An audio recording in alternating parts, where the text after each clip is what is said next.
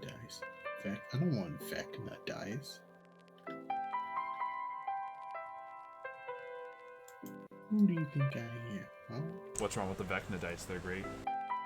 I don't want to roll eyeballs as Vivian. Oh, you know what? What do I know? Tell me. Maybe you should change it. No, because Vivian has nothing to do with eyeballs.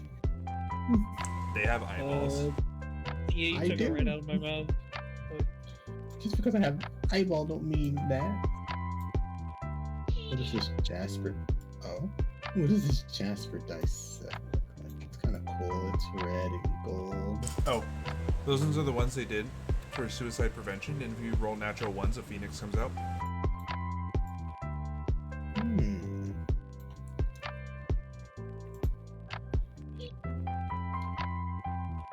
Oh, I see it right here. It says it down there. Maybe I'll buy those. Maybe. I also love the tagline they gave it because no one is left behind.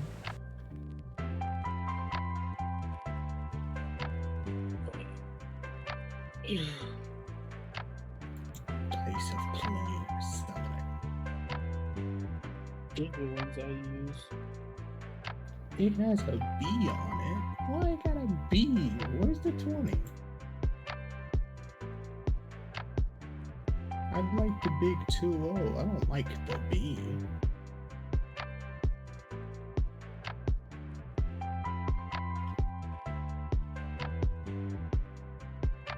The everlasting rim.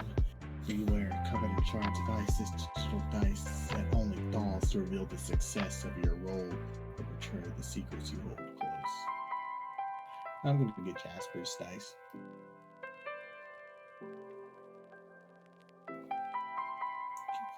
Give me your dice, Jasper. I would like to roll them. Then stay the hell away, Vecna.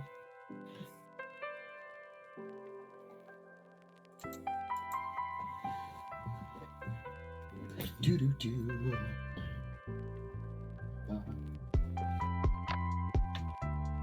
Purchase from myself.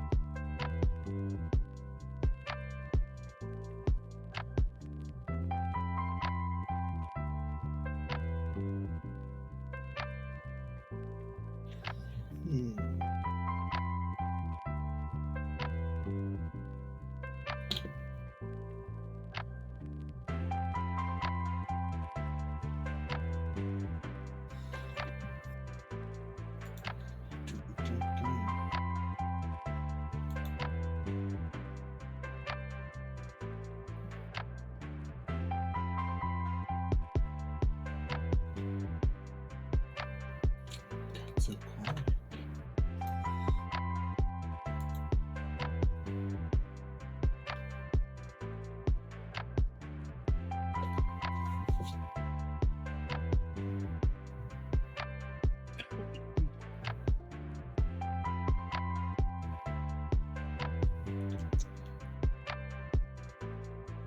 So, reminder, currently the music bot, I'm still trying to figure out the thing to do, so in the meanwhile, I'm going to be posting in general the song that I'm having on loop at the time being.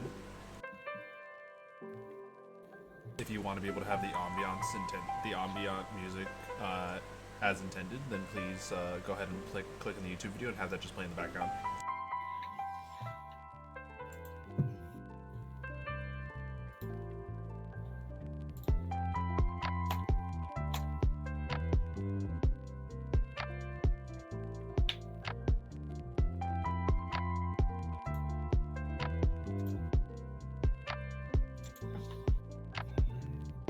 Can I click it to loop? Yes, if you right-click a YouTube video, there's an option to loop it. Yeah. Just wanted to make sure it wasn't a playlist or something. Oh yeah, no, you're good. I accidentally do that from time to time. Oh, I mean, wow. over here providing quests in the video. I know, right? Help the algorithm? I don't know if I can do that quest. No. That sounds hard. The experience from that quest doesn't seem that nice, though it actually does. Michael Ghelfi does wonderful work. Which, speaking of which, it is officially the time. You cut out again. It's officially the time. The curtains rise on the scene. And we are live. Welcome everyone, back to another D&D session of Cold Covets of Power, where a few things have changed. As you'll notice, we have a few lovely new faces. Joining us today for the adventures moving forward is one of our friends in the server, who goes by Kyoneshi, but will be playing as Spifyx. Go ahead and say hi. Hello. Might be a little haunted, All but good. it's not that bad. Yeah, all good. You know them from the Monday group as Leviathan, but turned over. We now have Shawn, who is playing as Vivian. Hello there. Man. The man of 1,000 characters. Hive is changing. Is now playing Petro. You ever heard of Gilgamesh from Fate? That's me for characters for D&D. And so, with these updates, Jod is currently staying behind with the Whitecrest to be under Lord Whitecrest's very strict tutelage, as well as being able to spend some more time with his, fiance.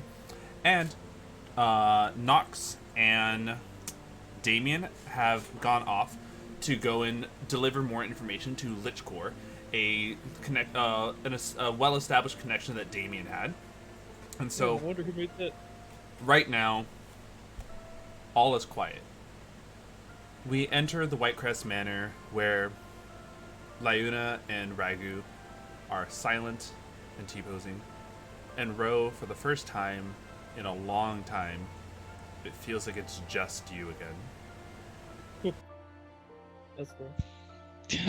Just no pressure. Not uncomfortable at all. Mm-mm. Not at all. What would Ro be doing right now? What did we leave off doing? We left off on a long rest. It is the morning.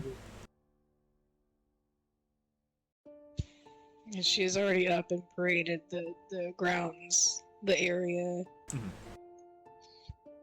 As of right now, there stand a number of people at those gates waiting to swarm you the moment you step foot outside.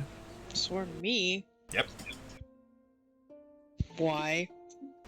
You see that it looks like some papers have already been passed around as a specific individual with a kobold coming out of their backpack was last seen leaving the library. After, talking to the appropriate authorities about the situation. Yes, of course. Alright, well, I'm gonna ignore the people. Alright. I'm gonna give it this. As you're making your way through, we see a Petro and Vivian, where as the two of you arrive on this scene, you can see the person that you've been looking for making their way through a crowd of very much ignoring personal boundary space reporters.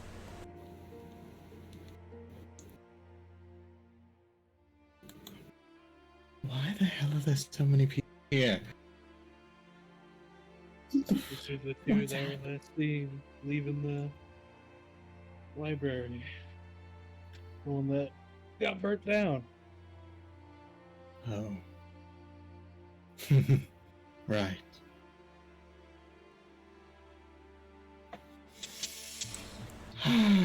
Burned down, you say? Burned as in burned gone? Or burned down as in burned singed? This To makes shreds, you say. right. This catches your ear, Rose, seeing these two who don't look like your normal reporters, meeting you as you finally break through the crowd. The fuck's a reporter? People who gather Report. information and create drama for other citizens to feel some level of energy in their lives. They say as I hide my Gossip Rag magazine in the backpack with Raggu.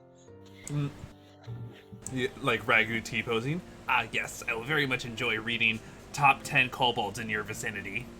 What? Yes, you really learn how to seduce that dragon patron of yours. Page 52. But here these two are people who don't look like they're with the rest of the crowd. And the last thing, and you just heard uttered out of him, Vivian, you said last.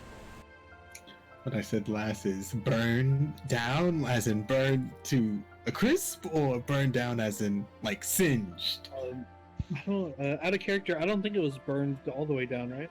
Uh-huh. I can't remember. Yes. It was burned down all the way. By the time you got the one of the biggest issues with this is that the fire became much more than what it was because it's not your normal fire. It's dragon's flame. Yeah, it was burned down all the way. Would I know that part about the dragon? No, that part, the origin of the fire would be unknown. Only those that are either on the case or there at the scene would know. Hence, The obviously smelling a fucking burnt library smoke, almost 7 foot tall shadow guy walking through the crowd of reporters away from the manor. It kind of Has noticed you. Yeah, Petro are threes on. Well, you don't know what they are, but they're dressed like him, if anything. Just there's no skin showing. There's just three of them kind of like behind him a little bit. That's right, I forgot to do that. Slightly taller than him. I guess a little bit of thing to help our audience as well. Petra, we'll start with you. Go ahead and give us a visual so we understand what your character looks like outside of the inherent portrait and anything they might be carrying or accompanying them. Petro is a little bit on the shorter side, about 5 foot 8 inches.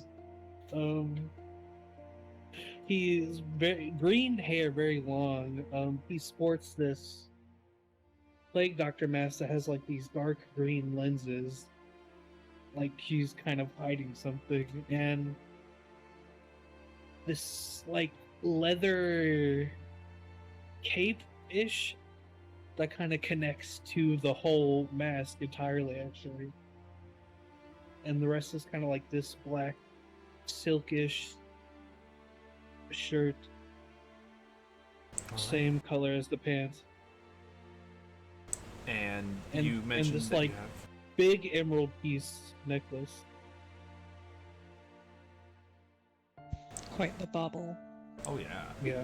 And you mentioned you also have a company with you, or three? I have three entities with me. They all kind of look the same as me. They're dressed so much where you can't really like see any of their skin, but they smell floral. Okay. And Vivian, if you would like to give us the visual of your character. All right. Well, how Vivian looks on this day, he looks very disheveled. His hair is a pure messy white, and he has these two odd onyx-colored horns coming from the side of his head. And he's brandishing some sport tape, so to speak, around his arms and his waist. But the biggest feature that almost anybody would see about him is this long, like almost down to the back of his knees, red cape that for anyone to look at, they would think it would be a villain's cape straight out of a story. A cape that a classic vampire would maybe wear. We love our capes. Oh yeah. So, not the normal peasants. These are obviously the main antagonists and the anime rest of the NPC background. Exactly. Yes. Among the we're gonna take it the Soul Eater way, where like everyone that doesn't matter to the story is a gray silhouette. I love that. I actually love that.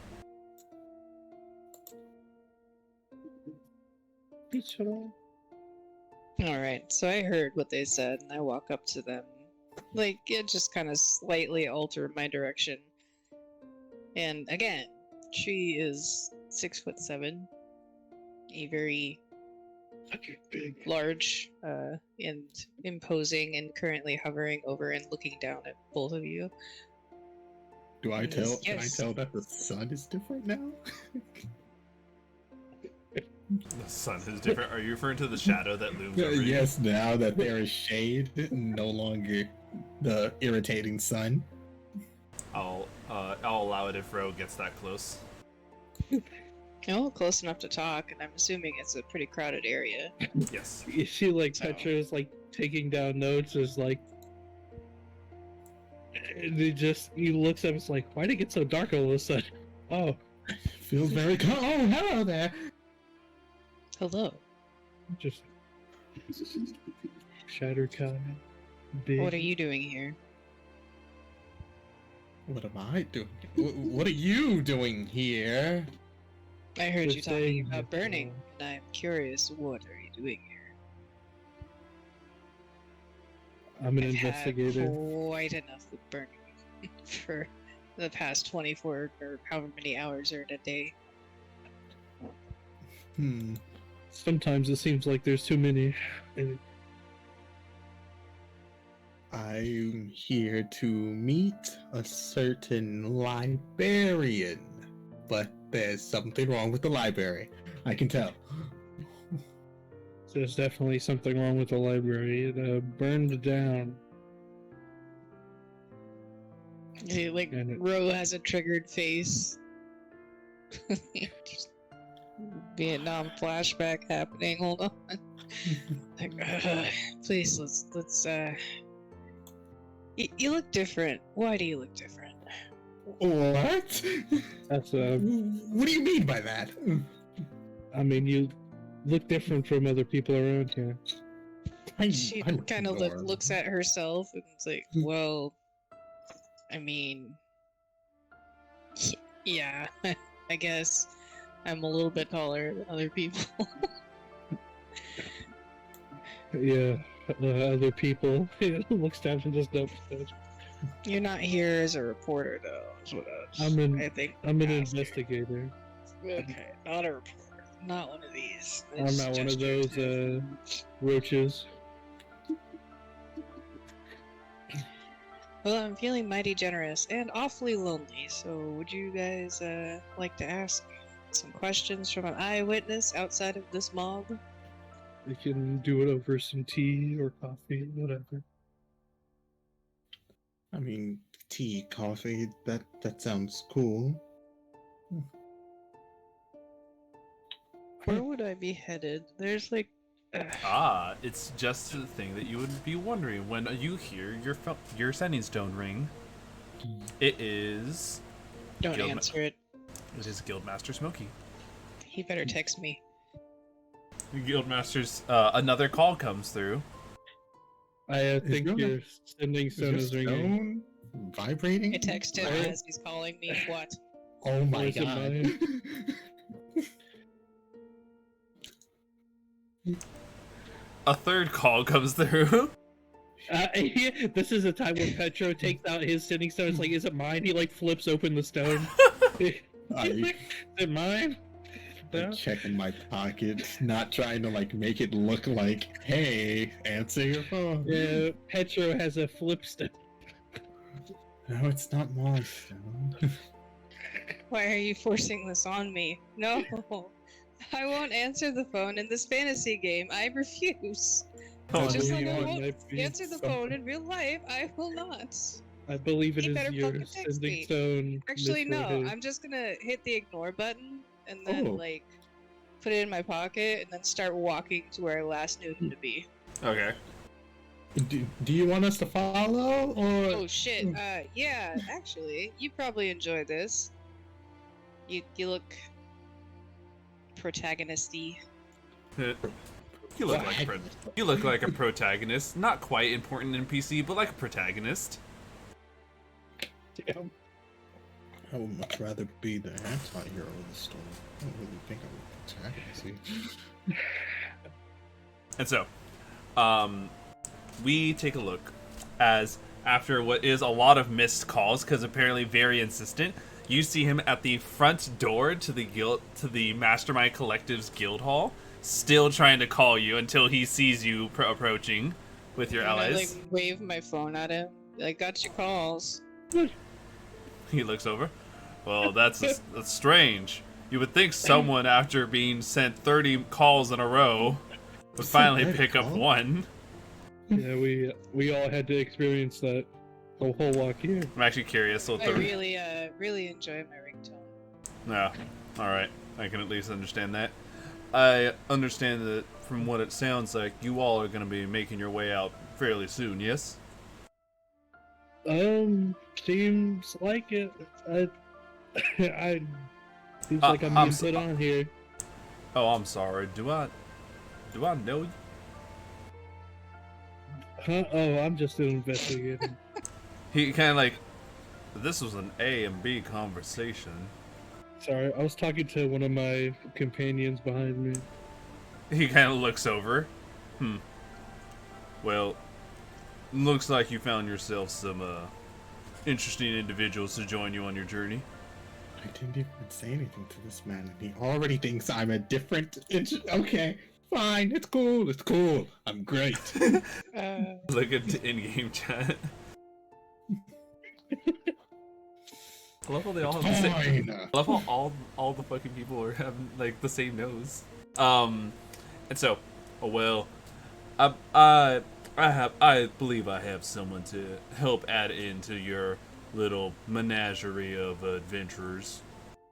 They've been someone who they need some time to learn, be able to be on the road, go do what needs to be done. And I think for what your cause is, it might just be a good idea to take them along with you.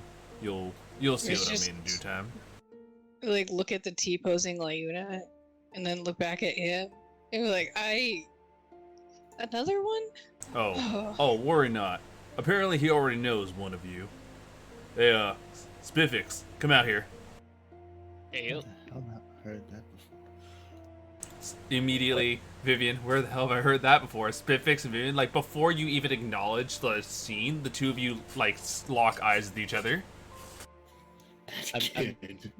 I'm just gonna pull out my sending stone real quick and hit speed dial 1. Fuck, I forgot this kid has my number.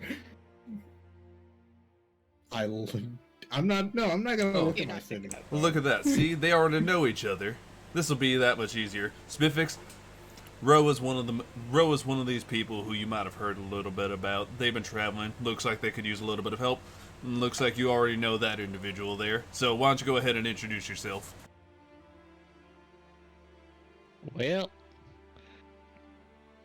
Spifyx is a 4 foot tall, on his tiptoes with a hat, gentleman with curly hair that is currently combed back as if he was attempting to impress someone on his best behavior. Even his like leather armor is shining, with the exception of a few spots on his shoulders where he might have gotten a bit of a scolding. And there's a slight shimmer down to his lower left that every once in a while he glances down to and then ignores. A look of disdain on his face. So, let's see. Yeah.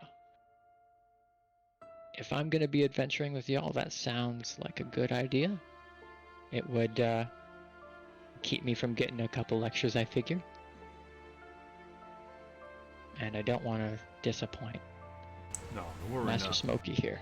Worry not. You would never disappoint me. I've already been through a lot.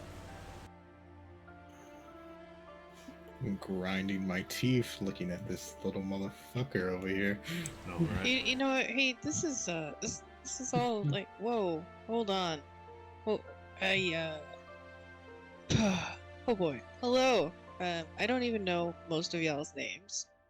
Oh I wait. guess I know your name. Wait, did y'all just?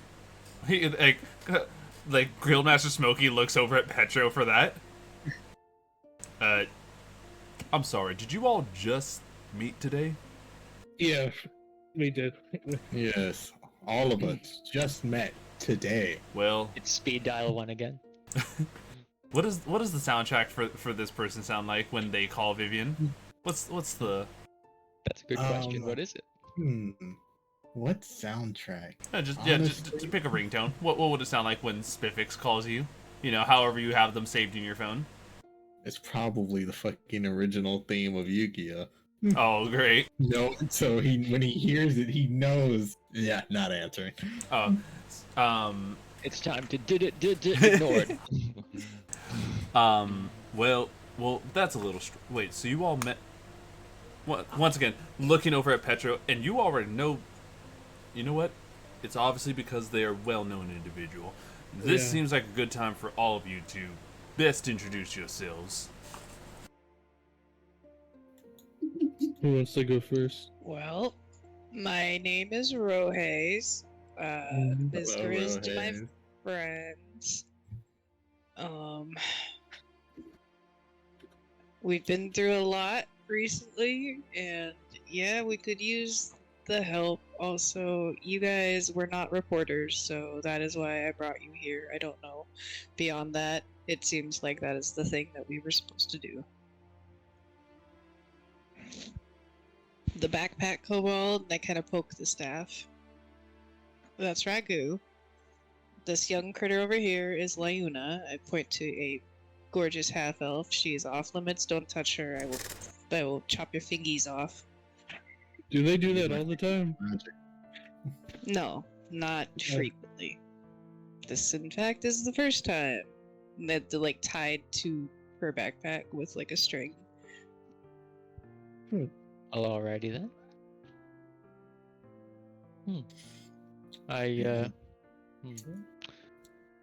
I've got some games we can play to keep ourselves entertained. All right, let me introduce myself. I'm Vivian. I like games. Soul. You don't want to play his games.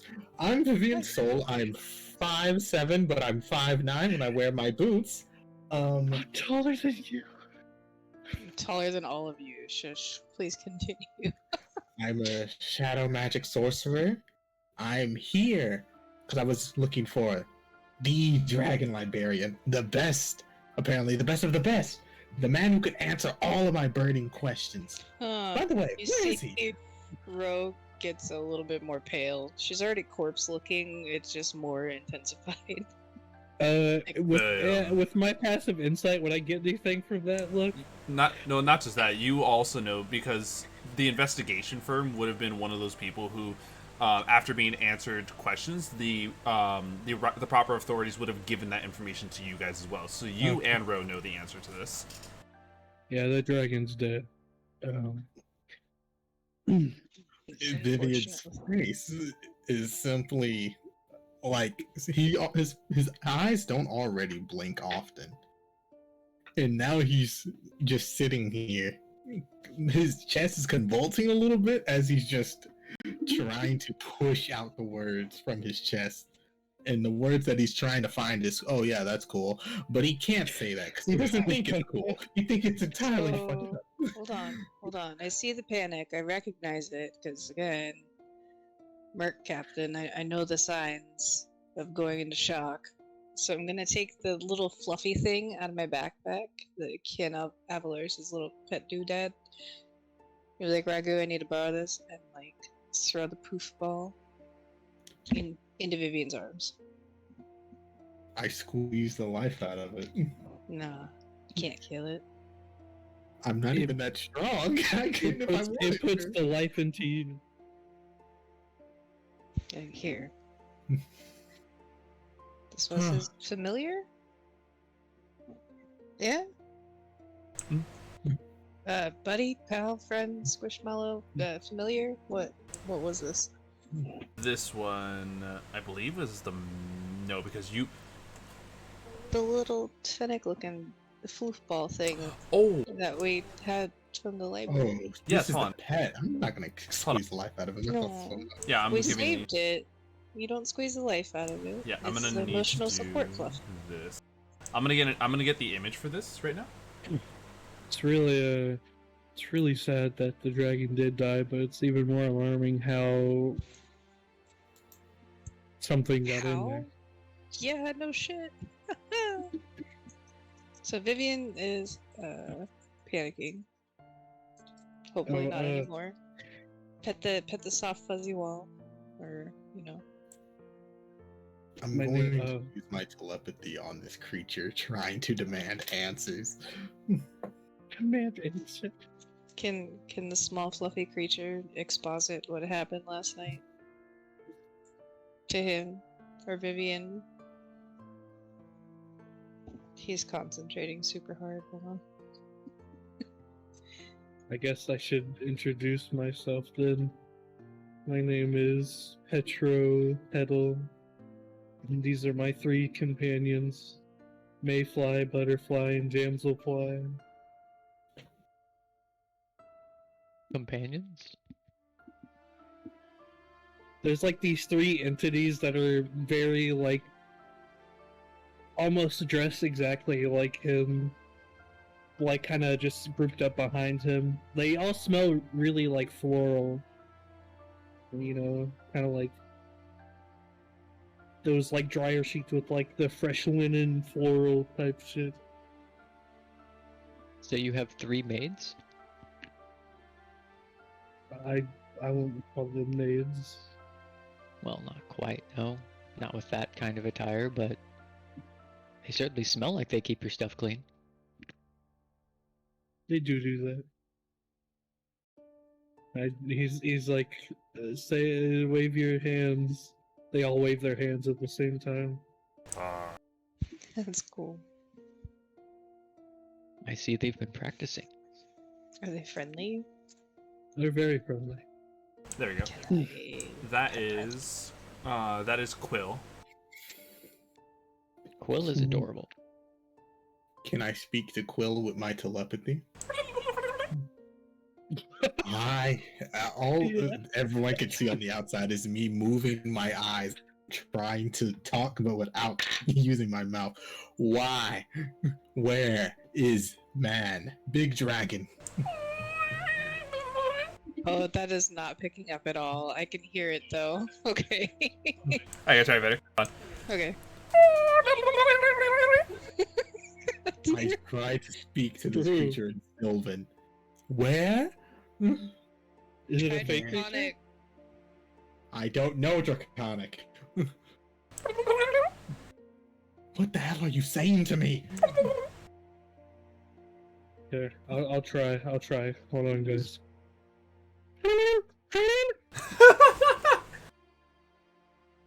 What the fuck is wrong with that one? Petro, what's wrong with you? Speaking to animals. Are you actually doing the animal speak or? Wait, I don't think I have that actually. Fuck. I don't have to speak to animals. I'm no. surprised the druid doesn't have speak with animals. I'm a But different kind of it's not druid. like inherent. Like No, it's not. Not for No, it's my not. subclass. So it kind of just sounds like we're doing Animal Crossing speak. Yeah. Why don't you speak common? Have you ever learned it? Quill shakes his head. Funny enough, It's okay.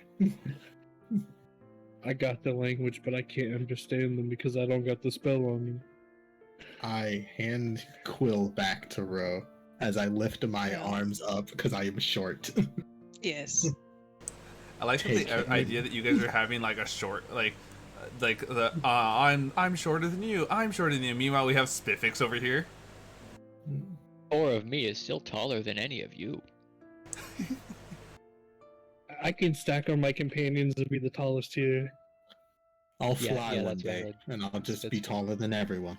Oh, also, Totem pole. the new but not new player, Shane, even though I know what that's referring to. Vivian, there you go. Inspiration from Eli. Thank you. You got inspiration. Eli never does that for me.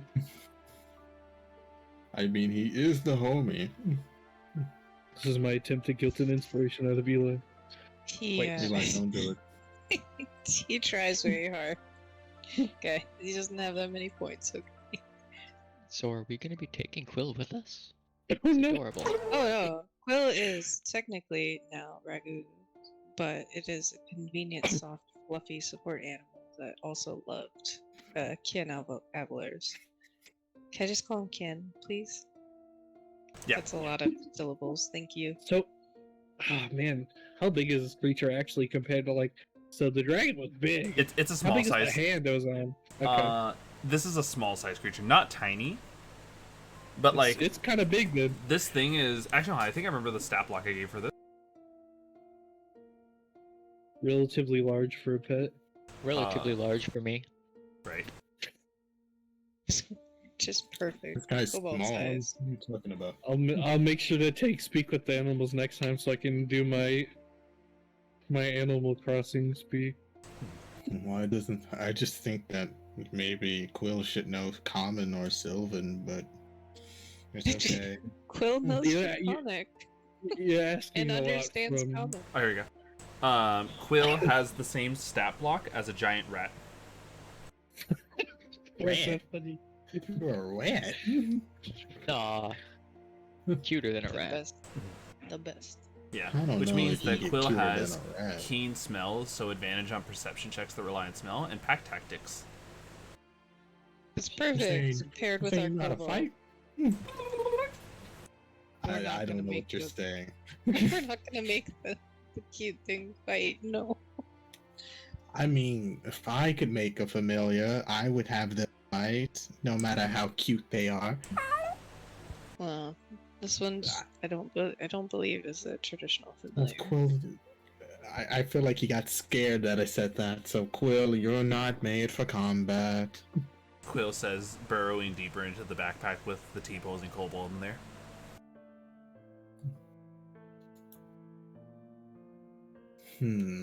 Yes. Well, panic over.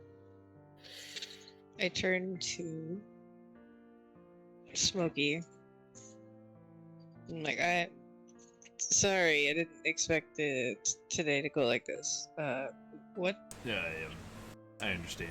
It's a lot to take in as it is.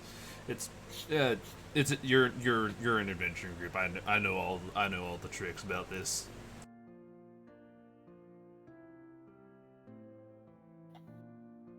Her. Well, Huh? well, so you wanted to come over.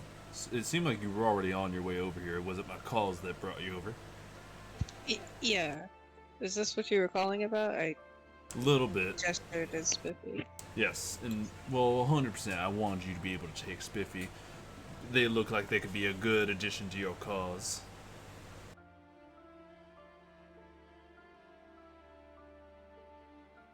Okay. That's fine. That's I fine. mean, he can be a What great is, addition as long as he stops calling me. What does Mr. Spifyx do? I am vowed to help people along their paths. That is part of how I am going to redeem myself. So this is fine. We're fine. I didn't want to bring any more young adventurers into a life of harm where they could possibly die and be mutilated. I don't want. Are you Batman? Me? Mutilated? No. It- never it- mind. I'm turning into just- Batman, please. Petro, Petro's just writing down his notepad possible PTSD. Oh, absolutely PTSD. I don't know why you're worried about people like me. I wouldn't die. Vivian might die soon. I'm saying that now. What are you writing? Let me see. You always keep writing things. Just drawing dicks in the notepad, saying these You're things no out loud. investigator. You're drawing dicks. No, clearly it says, I wrote this before we met Rohes. I said Rohes, Grizz, Shatterkai. Oh, when she walked up, I didn't put big because she's big. What? Why didn't you say tall? I wasn't thinking about it. You're an investigator. It's your job to think. I was multitasking. Doing what? Talking to my companions. I was talking to Mayflower. And what interesting did they have to say? They had a nice morning. Can Okay. I ask a strange question? What gender do you guys prefer to be pronoun dad? Oh, that, yes. I remember being asked that plenty of times in school. He, him, I guess. Doesn't matter. Pick whatever you Doesn't want. matter. All right.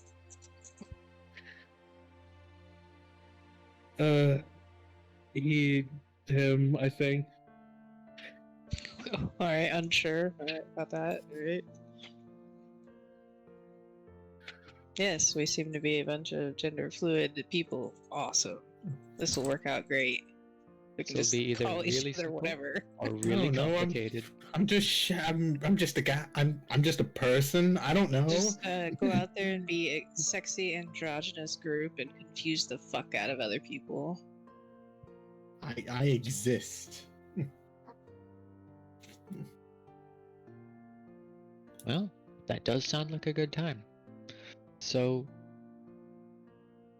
where were you headed after okay. this?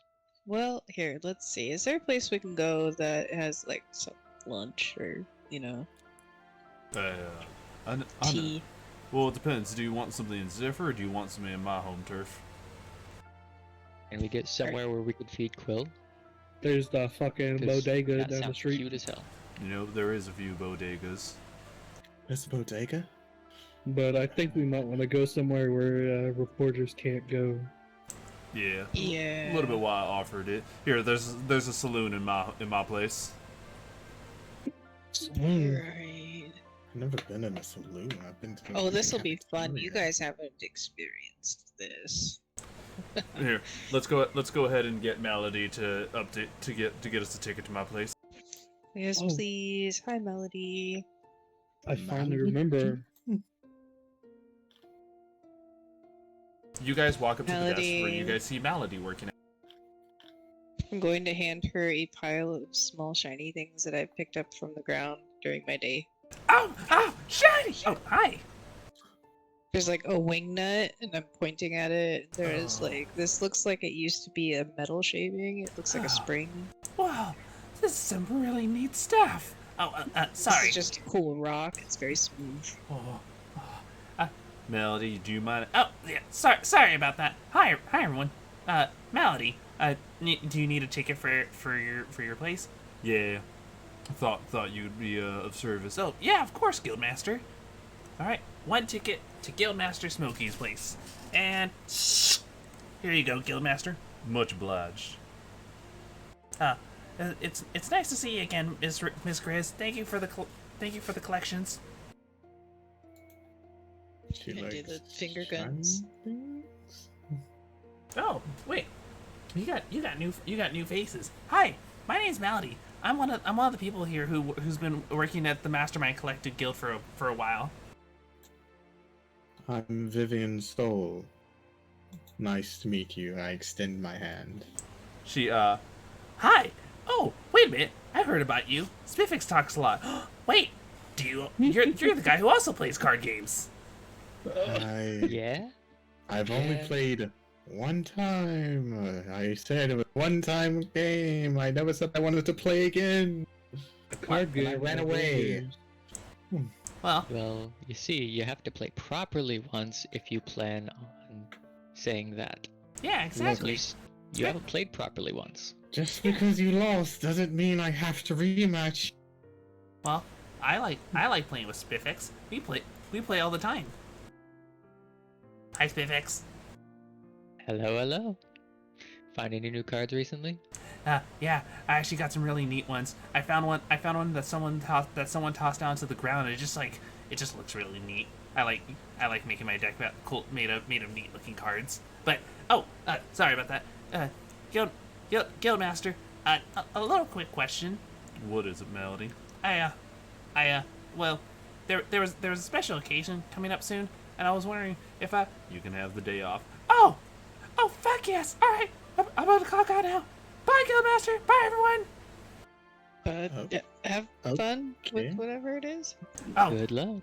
well, my cousin's in town, so I was gonna show them the area. They don't get to make their way up here to this continent a lot, so I was gonna show them all the neat magic stuff I've been collecting. That sounds fun. You should be careful with that, okay? Oh, yeah, thanks. I'm gonna see if I can get them addicted to the game as well. Bye, everyone. You're getting people See addicted you to later. games? Oh my god. Well, looks like we got the ticket to the room. Here, let's head on over. Following Guildmaster Smokey down a hall, you eventually see a black door that has an area that looks like you can put ticket paper inside of. And with the ticket papers put inside of the handle of the door changes shapes, colors, and sizes until it looks like that of a dusty old wooden door with plenty of scars from its years spent. And with an opening, you guys can feel the wave of hot air brushing through as it looks like you're inside of a mayor's office in an old western town. I like to think the whole time that he was demonstrating how to use the door, I was sitting there like pointing at it, like, guys, look, it's so cool. Hey, watch this. Oh, look at that. Did you see what happened? Yes. All the while door he's like changed. suffering forbearance. For those who Magic's do, cool. for those who do know, which I would make it that Spifyx and Ro would 100% know this, is that this is the way the Mastermind collectives work, is that rather than having to worry about a massive office building with all these different rooms, they instead have these doors that connect to other doors within the material plane. So, Guildmaster Smokey's office is, while technically yes, an entryway through it is through the Mastermind Collective in Zephyr, this is actually in a western city that is found over in Soul Radio.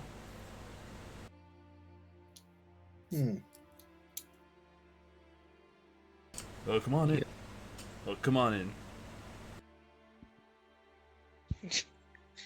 Eli, Someday I I'll just get you to dust realized. the store. Well, what was it on? Spifyx? Just someday I'll get you to dust this door. Oh, don't Clean worry. it up. Don't worry. It's easy to tell my door apart from the rest that way. And he with a hand waved, he waits for you all to enter in first.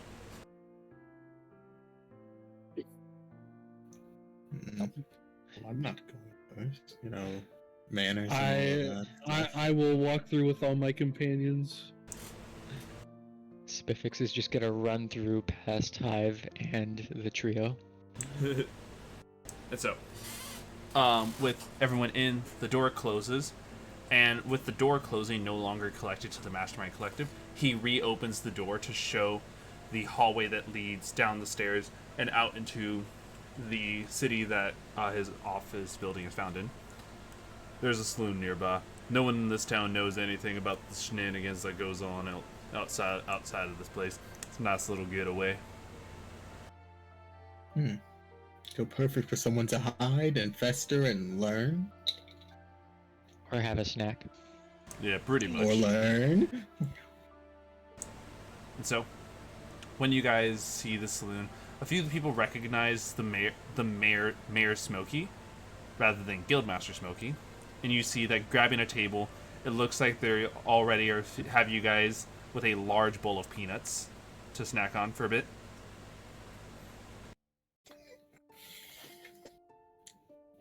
Not much of a peanut guy. The waitress comes on over. Well, then what can I get you, sweetie? I mean, do you have bread or anything? Yeah, we got bread. We got all types of things we can make you here. I mean, maybe just elven bread? How about would you like some jam with that? Yes, please. All right, we'll go ahead and get you some bread and jam. What about the rest of y'all? Anything to eat, drink? Can I just get a lemonade and some tea? You got it, thing. Water. Water? I'm kidding now. Water in the Wild West. Yeah, of course. You're good with the peanuts to snack on? The what now? The You're good. peanut? You're good. Oh my god. You're good with the peanuts to snack on? I don't know if you can Smokey, say I that thought as we a were going waiter. to a place to get food. Well, I mean, she says, looking up into the second floor of this saloon where you guys can see plenty of promiscuous ladies and men waving down with their fingers. I don't blink. I simply just, my eyes go Oh. right back to the table. Oh, and it's very much met with a yoo-hoo. No. Oh, that was rude. Well, I Spifyx still mean checks it, to but make sure that his wallet is in his pocket. Or not. I already got eyes on this place, Spifyx. But yeah. I'll go ahead and feel a little hungry for some breakfast. Give it some shortcakes. All right. shortcake for breakfast? Yeah, you got a problem with that? Do I have a problem with that? Waffle No, I supremacy. guess not. I mean, yeah, I'm with row, waffle. All right. And that. I'm more of a And how about you? protein kinda guy. Oh, we got some bacon. We got some ham. We got plenty of. We can get you some breakfast steak. That sounds perfect. I didn't know they did breakfast steak as well. I don't have money like that. Guildmaster Smokey, I got you all if you want to get something special. Yeah, the Well, firm if- didn't pay me last week. I don't know what's up with that, but Well, if you mean that you got me, I would love having 2 waffles, a breakfast steak, and maybe scrambled eggs. All right, get the boy what he wants. You got it. All right, I'll be back with y'all orders and your drinks. Fuck, I didn't say a drink. Damn it. Smokey just starts like snacking away at some of the peanuts. So, what's your game plan? Alright. Well, from what I know, and from what we figured out, there are 3 likely places to go to next. The obvious answer feels wrong. I don't know how to explain that better. Like, it feels too... It feels like you got the Convenient. hoogie boogies. It feels too perfect. Like, It's perfect bad. in this case, in the case of dealing with this particular situation, yeah, a bit. I'm So with it Miss feels like a Grizell. diversion. That's what I was thinking. Good eye, Spifyx. I'm with Miss Grizz on this. Seems if something's too good to be true, it's got to be a trap, or at least some sort of diversion, like Spifyx says. So, where we're at right now is we're following 3 story leads, 3 major cities, 3 things that coincide with what we know to be Lust's backstory, I guess. There's a lot of similarities, a lot of the same kind of trauma, the same kind of tragedy, and that seems to be the best place to get leads in what we're looking for. So the one that everybody seems to want to follow, though, is the one that's almost exactly the same as the Lust backstory. And it just feels too convenient. The other 2 options, one was the king who betrayed his family to get a head start. He basically left them as bait for an invading force, used them as the distraction as he got away. And the other is... Oh, there's a lot of notes, hold on.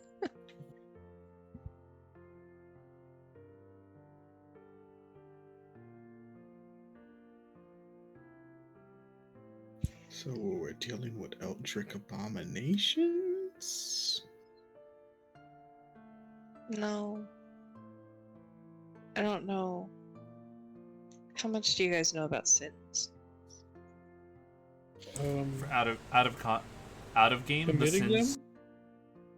Out of game, the sins are something that it took like the party going to a secret library to find out anything on, and even then was only really granted permission because of the noble's daughter being directly involved with the incident. So this is a very like hush hush. No one should know this unless you have the potential to roll a 25 on history. That would pretty much be it. Couldn't even if I wanted to. I Could eventually. could with but not the today. if I add the inspiration. You can always try. I'll try. Do I remember the incident that happened? Nope. Not getting that. Of the person who blew shit up at the school? Yes. So I'm gonna relay the story, but I'm not going to tell it because like it's very smoky and my throat hurts. And Understandable. I am going to reply to it in the notes section because it is not very far up. And you guys, this is what I'm telling you.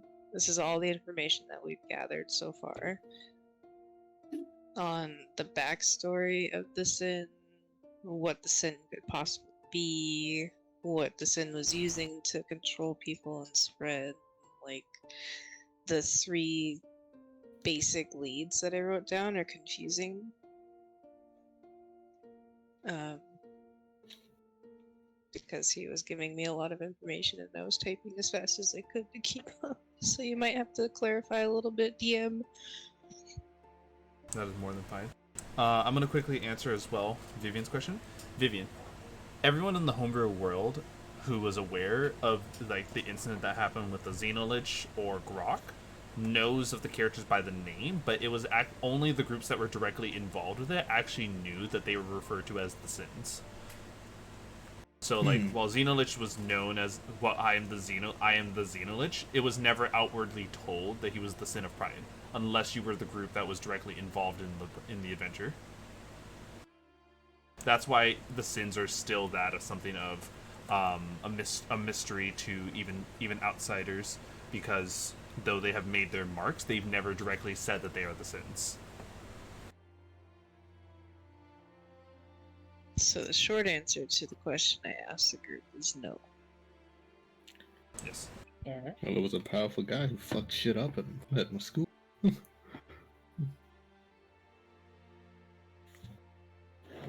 think that Alright. the one that you believe to be a trap, we should hit up second, just in case it's not. However, it's a lot to take in. Let's see here.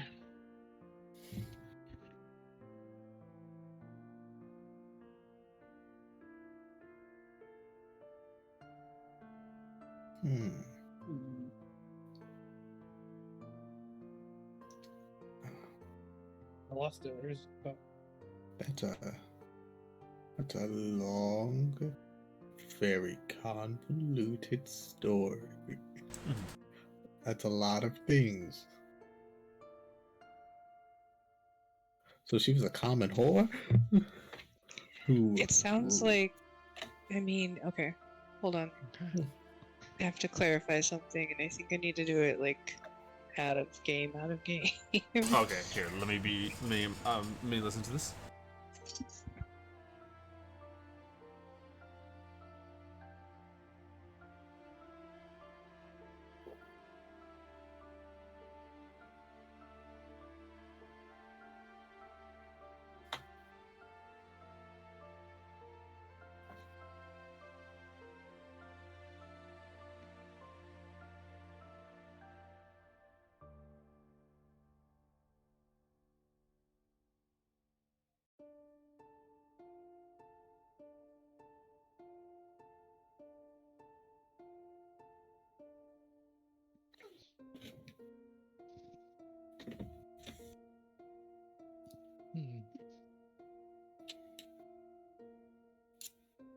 So, Alright, so I had some clarification. Thank you. I think with what I know of the situation, this happened a very long time ago when society was a bit different.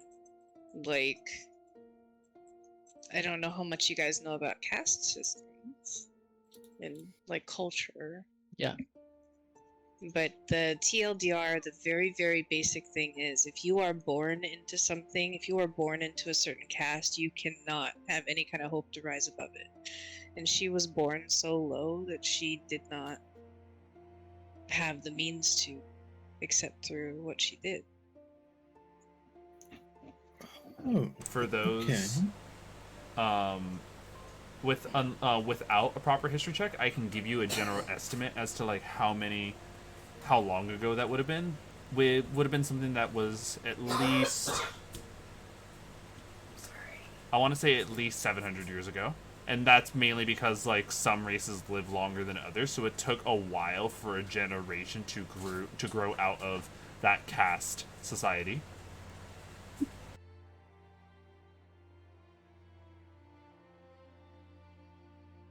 Okay. Alrighty then. So something that was way, way, way, way, way before my time.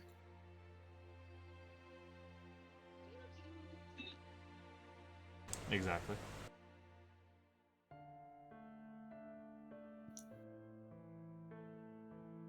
But Okay, I'm back. I had to run and get something to drink because my throat is crackly. What'd I miss? Hail hydrate. Literally everyone just contemplating what's been said. Ah, yes. So All those things. yes, very few was actually spoken. So what do you guys so what do you all make of this then? What do I make of this? What are the 3 cities that we're looking at? Like the names of the 3 cities. Colham, Canuck Point, and Beak Hollow. Okay. Right on. And based on what I can tell here, Canuck was the one that sounded like it was That is kind of similar. based No, on what I've that read here. was Beak Hollow was the one that was exactly on point. It was Okay, Secret there's not a lot Forbidden of detail Love. here. Like one was a highborn, the other one was lowborn. There were Okay. forbidden love. She tried to think that her love was strong enough to overcome those boundaries, but he ended up scorning her and literally telling her like you can never rise above just what you are, a whore. And like That's the obvious that one then. So Beak Hollow is yeah. the one we should go to second, I think. and as And well for anyone personally, wondering, in the player handouts there is the interactive map of the homebrew world. You guys are in the continent that is the northernmost green pin called CZEPEKU. And specifically the star pin within that map is Zephyr, where you guys find yourselves. To know where every single point is, Connect Point is further due west, past Steamtown. Beak Beak Hollow is further due east, past what is past 3 major regions, and I believe the last one I said was which one again? Colham. Colham? Okay. And Colham is due southwest. So 3 of these locations are in far enough aparts that they are to dedicate a travel to one is to go extremely far from the other 2.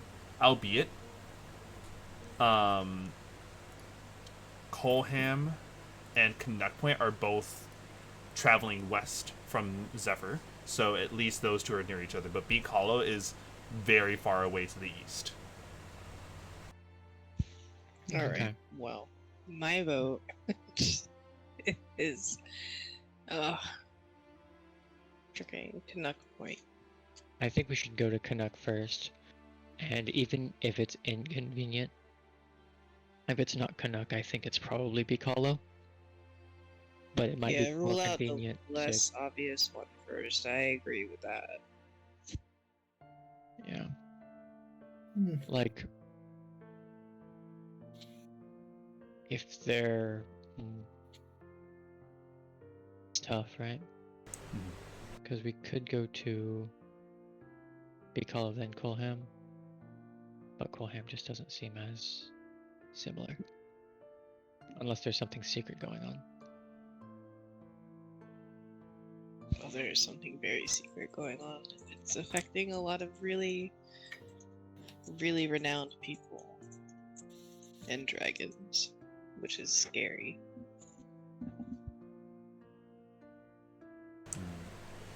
Well, there is a bit of some stuff that we've noticed has been going on as well within the city of Zephyr. One, looks like there's been some issues going about with the trains, so this is among one of those dangerous few times where people are going to be staying well within their bubbles. If you catch my drift, you're going to need to make this journey without convenient transportation. I got legs. You do have legs. For now. Can you give us the cart? How about an airship? Hey. The issue is that the airships actually don't do that well up here. The blizzards constantly mess with them. But what I can do is allow you all, since I trust Spifyx and Ro, to borrow my car. Senpai has noticed me. You have a car? Yeah. You I ain't got shotgun. never driven a car before? My parents never let me, nor have I ever had the chance. By the way, if any of you High guys are proficiency. Yes. If any of you guys are originally came from a region that was outside of any of the green continents, cars are completely new technology to you, because the cars only function within the green continents due to the abundant magic that it fills the air.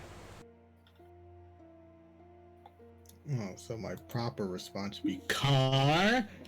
What's car? Move? Car go, not car move. Car go? How does car go? Cargo road. Cargo. I thought Usually we in a were supposed bag to of be box.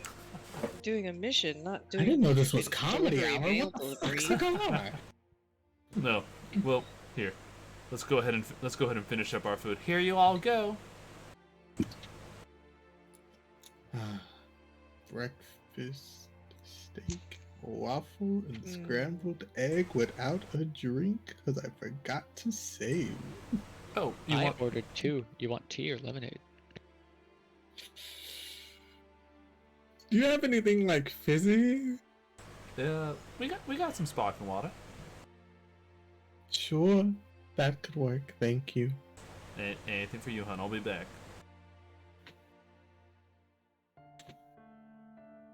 Yeah, I have myself a car. It's something that never really spent too much time on, so it kind of just gets the job done. Is it faster than my walking speed? Yeah, probably. That's perfect.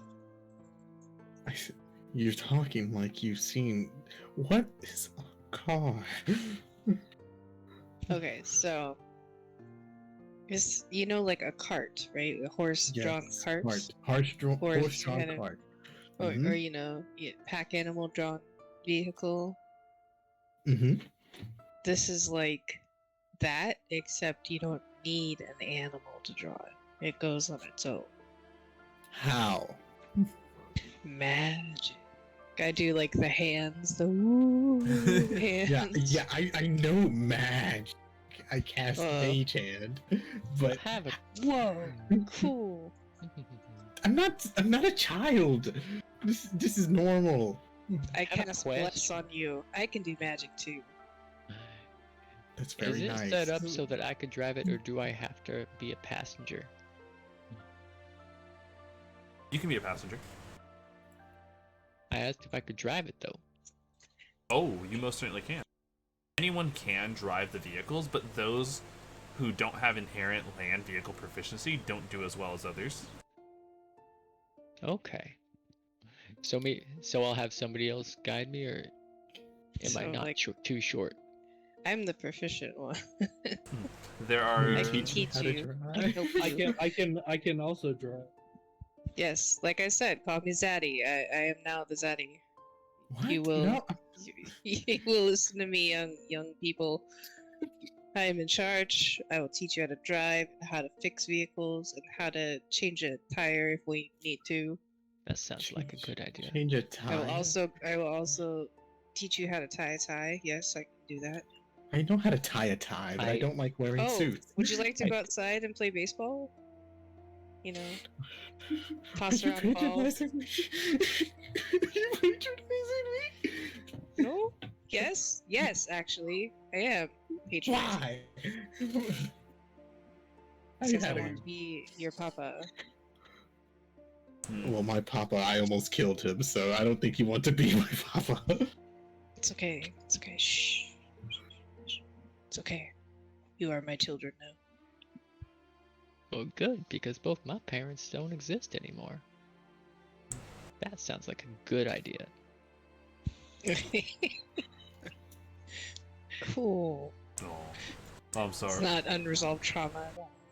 No, not at all. I'm sorry, Spifyx. Would you like to play a round of that game you showed me the other day?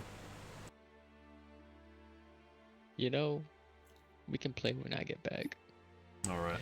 I know we got a little time, but we don't have that much time. Yeah. Right. Well, here, let's head on back to the office and show you all the car. Wait, the lady didn't come back with my sparkling water. Oh, here you go, honey. I know the mayor's always on the move, so I got you in a to-go cup. It's a kid's cup with a lid. Thank you. Spifyx looks up at the waitress, looks over to Vivian, smirks. No. Everybody no, remember to Brink. stack your plates neatly, please. Yes. Petro already has that done. I'm not going to throw the water at the young halfling. I'm not going to do that, Brain. Stop saying that. We're not splashing water Remember, on that. you're supposed to drink it. I'm going to use Mage Hand to hold my cup, so, it won't be in my hand. It's really cool. I want to learn Mage Hand. That is pretty cool. I wish I could do have that. cantrips. Sorry. Isn't there like there's an optional class feature for that? I think. Yeah, just pick it up on a sheet. Like, hey guys, what I got? I mean, you could always learn how to cast them from someone.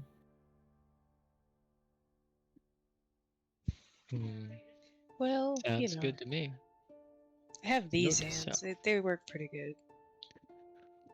Wait. That's it. What's That's it? it. What's it?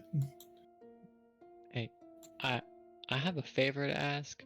Petro, can you hold my cup for a moment?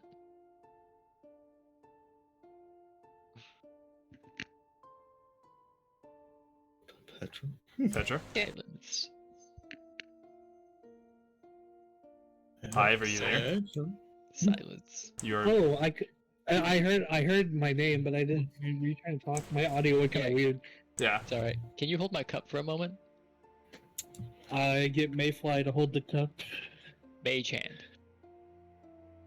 Okay. You're I showing learned me it. your mage. Yes. Oh. Facepalm, because Thank this you. man really made me think is like, oh, he's casting Mage Hand. No, he just. Okay, I'm getting up now. I didn't know we were at comedy club. Oh, don't worry. At least you'll probably feel safe in this. Here, let's go on ahead and get out of here.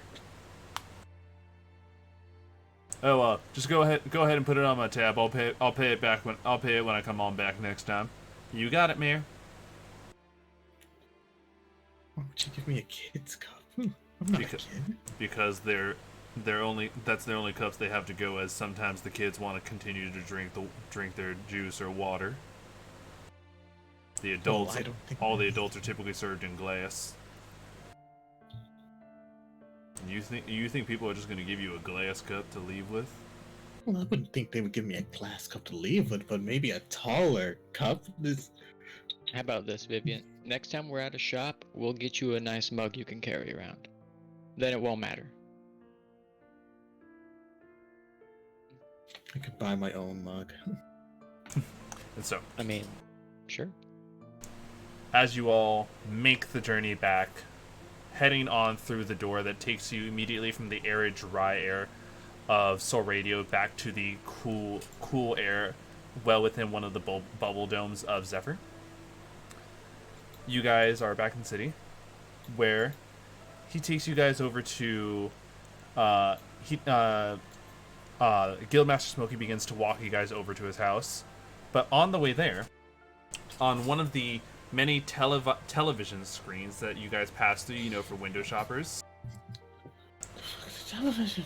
there's a particular thing that airs that immediately has a familiar someone. You see Guildmaster Smokey on the TV. This motherfucker's famous. With denim jeans. He's like really playing up to his whole thing. You can hear some music playing in the background. When you need a ride that can take you from place to place and not have to worry about the Zilla for blizzards, you can always trust Dwarf. Dwarf? And it shows like pretty much like a big fucking like Dwarf truck in the background, able The to Dwarf E150. yeah, the Dwarf E150, always trusted with the massive manpower of this hauling machine. Build Dwarf tough. What? And look at we even sell snowplow accessories, so you can blast your way through anything. Ain't no one stopping you from getting your groove on. This is Not even a person. This advertisement is completely real. In fact, I own my own, and it's after seeing that when he points you out to his house, you can see the car that has been collecting dust because he does not drive often. It is the car from the commercial. Oh, it's the thing from the box. Weren't kidding when you said you never used this thing. Yeah, they paid me a good sum on top of the car that they let me keep, but I just never found time to use it. Did they let you keep those jeans? He says, Asking for a friend. "Oh, very much so. I wear those on special occasions." If you wear jeans on special occasions, wouldn't you want to wear suit pants on a special occasion? Boy, the fact that I'm always wearing suit pants, the jeans are a particular thing that you wouldn't understand. What do you mean by that? It's for the days he has sex. What? What? You wear jeans for that? I mean, whew. Or I mean, when I goes did it, out- I didn't wear jeans. They Or look for a like they special were dinner. painted on. Oh my. Or for a special dinner, you know, with certain special someone. I thought you were supposed to be nude for sex. Are you telling me I've been doing it wrong? You've done it? I'm talking too much. Let's get in the car. Well, first, you're gonna want to understand. So, this vehicle can hold about six people, 2 in the front, 4 in the back. The trunk has enough space for you all to unload any cargo that you all want. Has a relatively decent hauling capability, and also has detachable plow. Oh, I'm sorry, detractable plow. He says showing a button next to the steering wheel that actually folds out from the grill of the car a massive snowplow. Yeah, but where's the muffin button? Sorry, the muffin button was this year's model. This is last year's. You don't even have the muffin button? And even I totally don't know about that. You didn't even know what the pants were for. I never wore them. I never had to wear jeans. That's fine. Maybe you can find yourself someone who'll teach you how to wear jeans in the future. Wow, that's so funny to me. I don't even know how to take that. No. You'll find someone to teach you how to wear jeans. What do you mean by that? Seems pretty clear to me. For me. Okay, it seems clear to you, Miss Rowe. What does he mean by You'll know when you're older. It's I'm okay. literally 23. Yeah, you're not that old. Yeah. What else is there for me to know? I don't know. We'll find out later, I'm sure. Makes no sense. How about this? We can go find out at the next tavern we visit. Sure, yeah, let's just start asking people at the tavern, what does it mean to wear jeans? No. Maybe some people will understand. I could understand if you could just tell me what it meant. I'm sorry. Can't tell you it. You have to experience it. Okay. What? It doesn't matter. I'll just be comfortable with my flowy pants. Mine are so. Yeah, don't get me wrong. There's something to be said about loose around the groin pants. I'm getting can be flustered. quite I think we revealing. should get in the car. Well, anyway, Okay. who am I handing the keys over to? That'll be Hops me. in the passenger seat. All right, Miss Grizz, make sure to take good care of this. I don't, for the most part, really Well, ride it you out know. often. If anything happens to it, I guess I owe you a date or something. I'll take you up on that offer. Wow. Smooth. Nice. Oh my goodness. Now I gotta like BRB scratch crashing the it car. accidentally, right? Wait, you're going to do Oops, what? I bumped it into this slight rock thing over here. Oh no. Oh no. Look at this tiny scratch. Oh no, it buffed right out. Oh no. I'm sure we can I buff out a don't know. scratch. I poked a hole in the gas tank. But What? I wouldn't go that far. Wait, no, we forgot to open the garage door. Don't go. Am I gonna be able to fit all my companions in there? Why can't your companions like lay on the back? Is that what that is? Are you Trailer? saying the I mean, I'll fit in the Leslie? cargo if we need to. I mean, you could put them in your bag of holding. they would die? How? They're people. From what I remember from school, you can put a human in a bag of. Yeah, but they need to breathe. Well, then take them out periodically. It's a lot Can't of you work. just leave the bag open? What do you mean if you care about them, then it's not a lot of work. What if something crawls out of my bag? Oh my god, nothing will crawl out of your bag. What are you talking about? Actually, Oh fuck! we Here we have go again. we had a whole thing about that.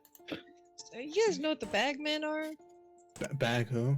Like I the don't think- kid story, the fable, the boogeyman kind of story you hear when you're a kid. The Nope. bagmen. No, Like, never. I don't think I've ever heard of that. He's like tapping the end of like his writing utensil on his forehead, trying to think about it. Who told you that one?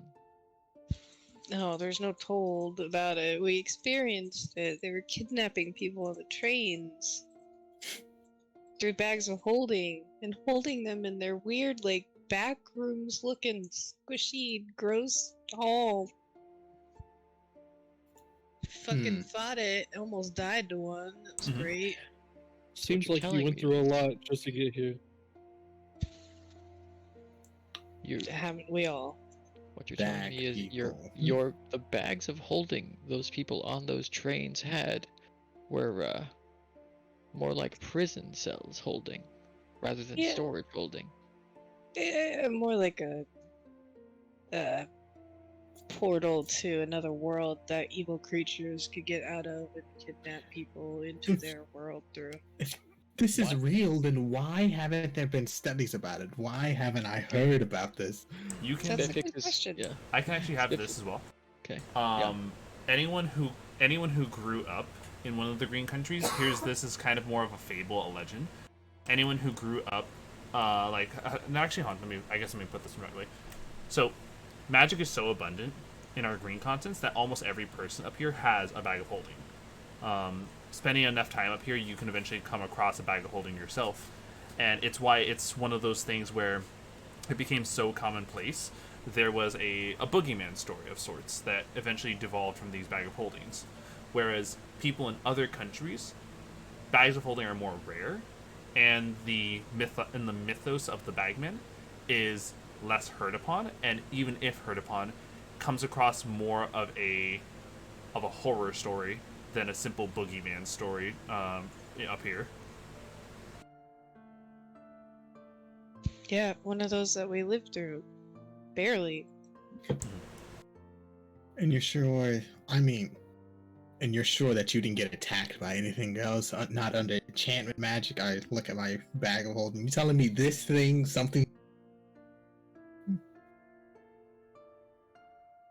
You cut out. You said this thing will. You're telling me that this thing, something will come out of it?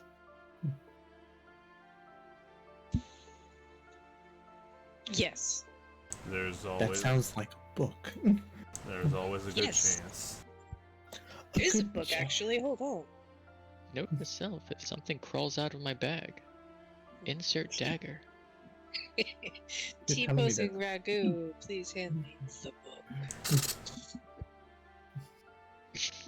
A book emerges from backpack. I hold it out. It is literally like the children's fables book that, you would have all grown up with. Like Mother Goose. Or Alright. Grimm's fairy tales. I'll read it in the car to see about this fable, because to me it sounds like a horror story of something crawling out of your bag to take you away. Which sounds That's what unreal. everybody thought until we actually, like I said, lived through it. The whole thing seems to kind of tie into what we're dealing with right now too. So, yeah.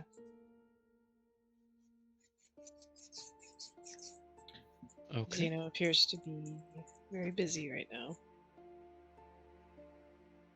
I throw Well. something at you. Haha. There we go. Well, looks like you all are ready to go. Are there any questions y'all might be wondering before you head on out? Anything I can give you answers to?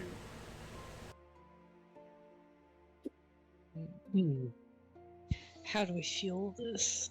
Ah, good question. Oh, that's a great question, actually. So, you're gonna find that this thing is fueled by spell crystals. There are regular stops that you can find on the way there. However, though, unless they're stored within a particular containment, they don't actually retain the spells normally. He says, showing what is basically we all know as like our gasoline carrier, except rather than a pump, it has a twisting hole that is larger, so you can reach in and grab the crystals. You insert some of these into that vehicle over there in that little compartment. He says, pointing to where you'd find gas entrance. You'll be able to do so. Right now, it has about, let's see, maybe 10 days worth in there. This little bad boy, he says, showing the current container, has about another 5 days extra. You gotta find a station? Yeah, basically. You gotta find a spell station. Spell stations can sell you other crystals. I'm going to whip out my navigator's tools and be like, alright, we're gonna map this out. We need the nearest gas station. Every single region here has one. In every single town and city. Wait, they only have one? So I'm gonna do the responsible adult road trip thing and map it out precisely the way that we need to go. So, by car, you guys will arrive at your next destination from Zephyr, the next major region and the next major city is called Steamtown. Every station will always be found in the major city of said region. And it will take you exactly 10 days to get there. And the little spare crystal container can hold up to 10, but it only has 5 in there at the moment. We'll be sure to fill that before we leave, right? Probably best advice to do so. So you're telling me I can't power this car with my own magic? No. The magic needs to be broken down in a specific container inside of the vehicle. And in order for the magic to get to that point, that's why we have the crystals. So more than anything, you can definitely power the car with your own spell slots, but you need to buy those crystals from the select stations.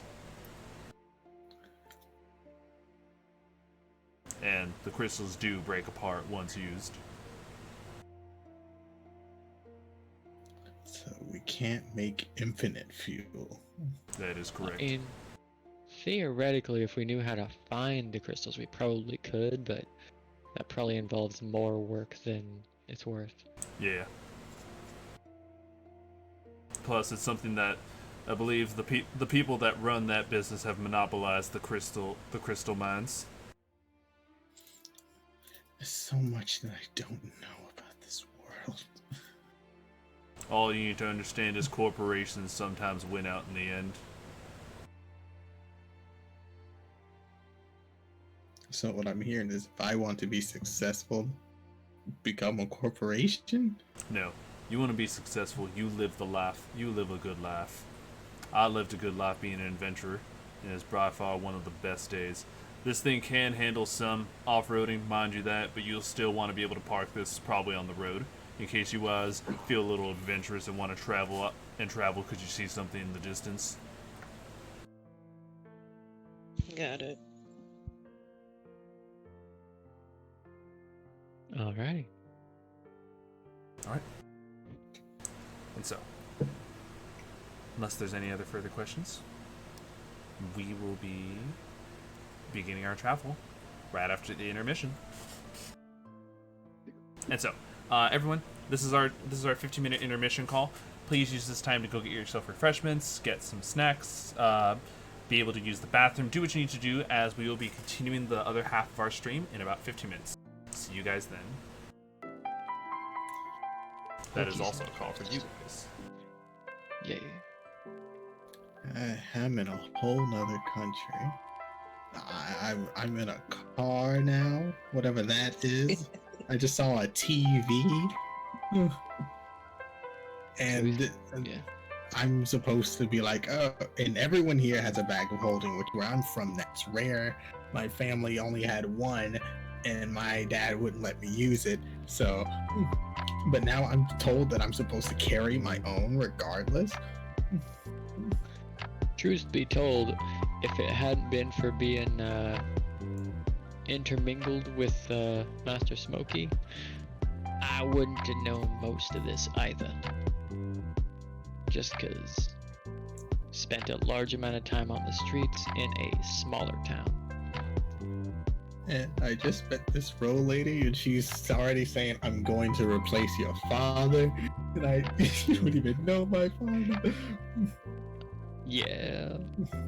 I mean, yeah, he's a shit man, but damn, I didn't think he would get replaced that quickly.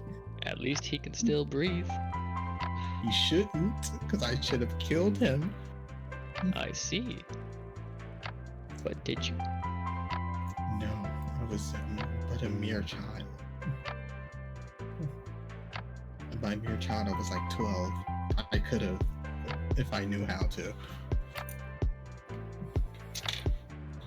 Well, can deal with that later if you decide to, and if it becomes convenient.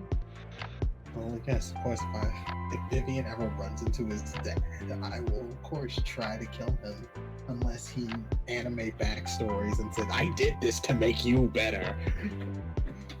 Does that truly make it better? No! I don't think that makes the trauma better. Just, like, I feel like that's what a wizard who doesn't want to die would say to his sorcerer. Of course. So did all the things that he couldn't do. Exactly. So what you do is you say thanks, and then you off him anyway. But then I'm gonna leave my mom widowed. She won't. I mean, was he a good husband? I mean, I don't know. I was a child. I wasn't a part of their life. Sounds like you got more research to do then, before you make that decision.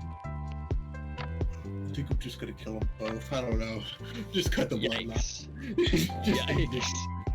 That's not cheap. You just went from 50 to 100 real fast. Giving the internet plausible deniability is helpful sometimes. Like, bruh. Being recorded, man. There's internet too. There's TV. Like, can I live stream in this one? Welcome to the green continent. You tell me I can be a streamer, Mom? Yeah. It's too late. Can't wait to become a streamer. I'm gonna stream. I don't know, adventures? Adventures. Well, So you're a you're D&D about to version start. of YouTube. Like 101 ways to kill a troll. Like, alright. And I'm killing Hey, guys. 100 trolls. Back in the adventure. We're in this forest over here, and we're hunting trolls. Yeah, be sure to like and subscribe. Today we were brought to you by the kingdom of Lur. Yeah. They sponsored me to go and kill myself fighting the goblin. How to kill a troll, number 69. Kill a troll with another troll. Feet first. I'm supposed to edit these videos as well. Oh my god, how could you do it? How could you be an adventurer and a streamer? You stream know, your a lot of- adventure. Yeah, but you need a lot of tech, especially if you're gonna try to do YouTube videos as well. Don't worry about the tech. It's magic. It's magic. Ah, yes, I'm gonna upload all of this to the Crystal stream. Yes. Yes. All you gotta do is when you get ready, you just react at the count of 0. What if the people at my college see my videos and they think they're cringe and they download? Well, that's okay. Description, telepathic bond. You like live stream. All you gotta do is get infected by lust, want gosh. to become the #1 streamer, and go meet all the people downvoting you. I'll have a fan meetup and then annihilate my fan. Yeah, that is a way to do it. Just force them all to upvote. That's all I'll you just- have to do. I'll take their devices and like my own. Oh goodness. Okay. And then I'll like go through their websites and look up things related to me so that they'll have advertisements about me. Oh goodness. Yeah. I'll control the digital space, and then I'll be the strongest sorcerer because I'll make my own type of magic, and it'll be digital mancy. And then you can spread your magic through your videos. Imagine. And then I'll be the next BD. Be careful. Be careful. If you succeed technomancy. what if you are the next Sin? I'll be like Imagine. I'll be the new age lust and I'll be like the Mr. Beast of the, Oh boy.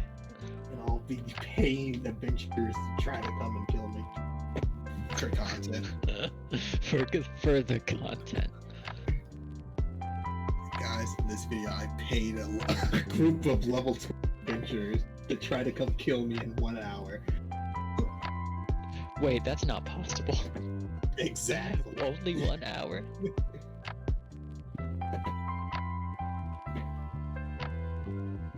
Gosh. You know, I laugh at it, but then again, it could happen. Which Yeah. is Yeah, that's the thing. That yeah, it totally would happen. technology is getting to the point where we got cars, and next villain could very much be a man who's using the digital era against. Especially if you fantasy. combine enchantment and illusion magic, because that's basically all it is, right? Yeah. When you get down to it, you got one of those down. I mean, Is this getting too real? I mean, it is getting a little too real. That all it takes is, the strong magic minds of the fantasy world to jump into the digital era. Because I don't think they would do it the way that we did it. I think there's going to be a monopoly, and people who can cast magic will be on top of society, while the ones who can't will be on the bottom. Except for that one who can't cast magic but knows how to sunder it. I mean, artificers, there'll be even more of them. Artificers, not ciphers. Don't worry. Artificers use ciphers.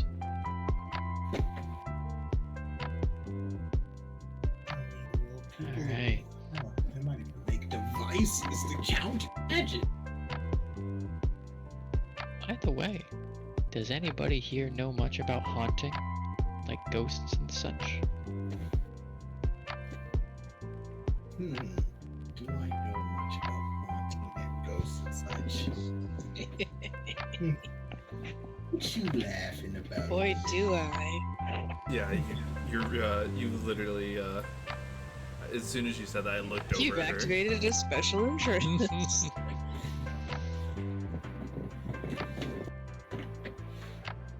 Let me use this time to get something to smack on. Before Zuno says, and we're back. No, you got a couple minutes, I think. Gonna take my headphones with me, just in case. I mean, yeah, I always do.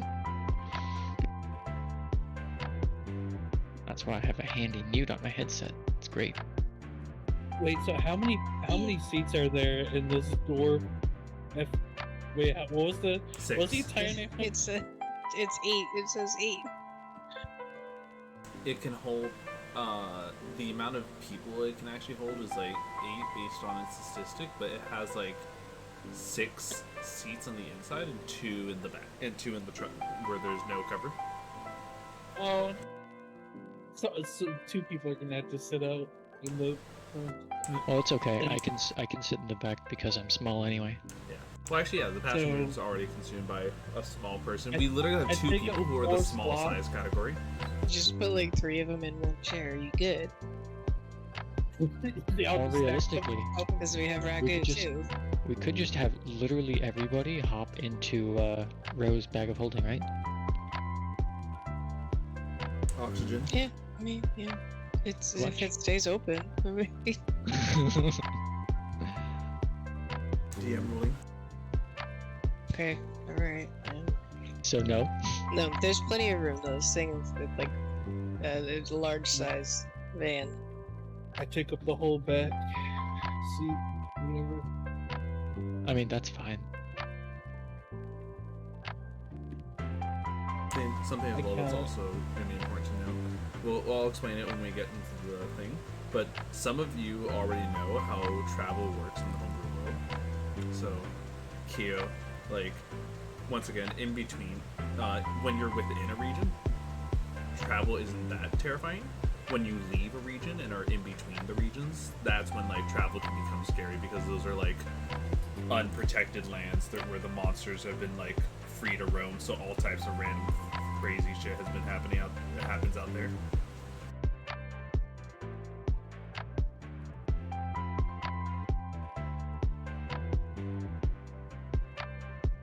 Yeah, shit's wild. I hope so. It'll make it more interesting.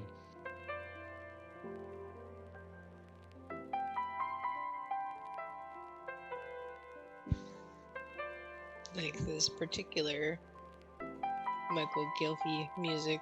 It's very Ghibli-esque. Yeah, that's what I thought too.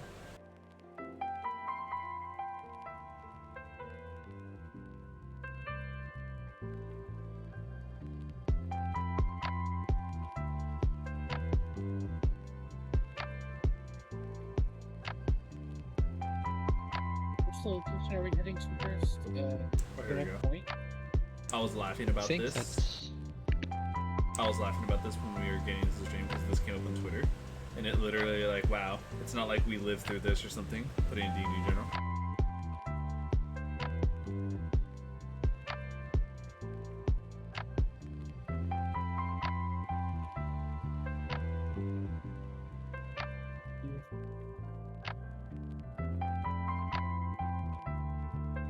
It's looks like it today outside.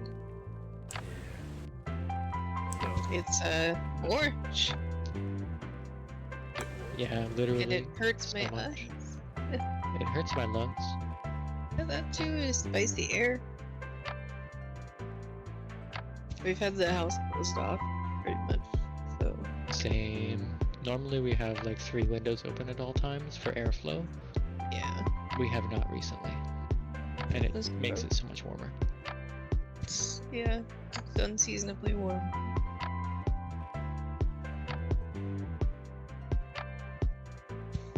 Gross. Yeah, yeah, it'd be like that.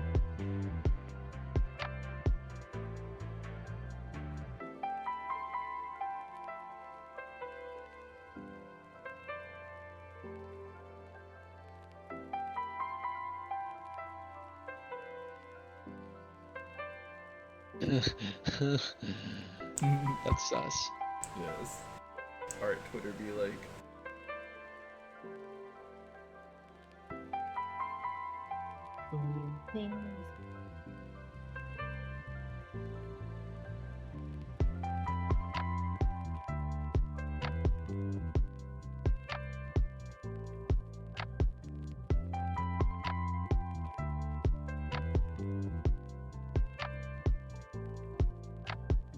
That's cool.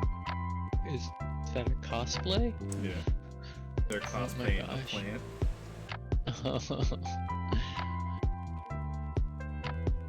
Alrighty then.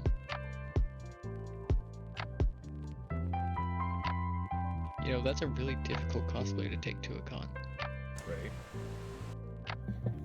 That and there has to be a number of people who can get the reference, because even if you And I wonder how many people like tried to hit that person. Run by. Whack! I mean, he's asking for it at that point. No. Literally. Nobody ever asked for that. I mean, yeah, We hit it all the time in the game, though. yeah. I guess there is the argument to be made that cosplay is not consent. It's just the urge is real.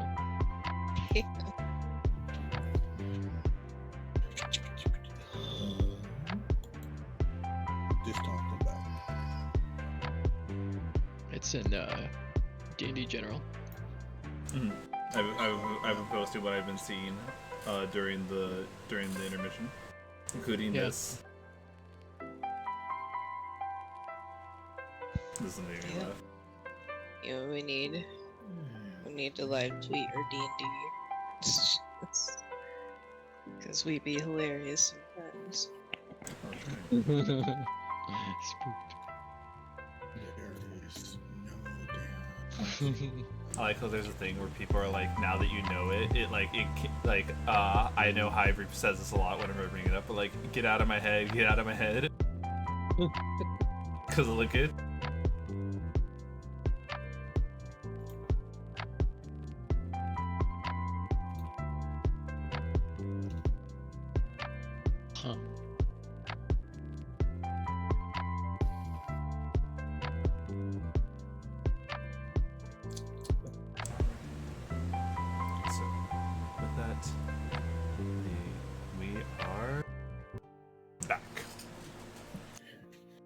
And welcome everyone. Okay. They're gonna hear it. We are going to still praise Can't hear Quinn. you. Oh yeah. We are still here to praise Quinn, our mighty little guy. Look at him. Just a little rad dude. We're gonna put this in the corner.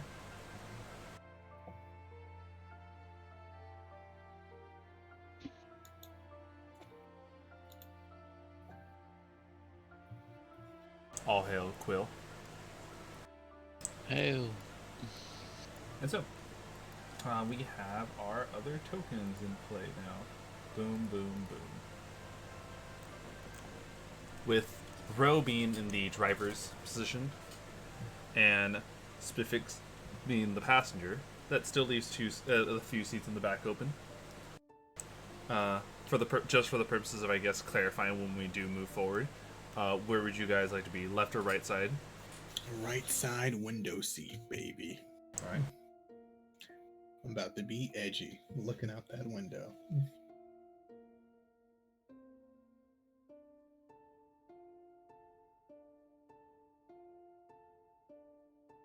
Actually, that reminds me, because Spifyx is actually a smaller person. Hold on.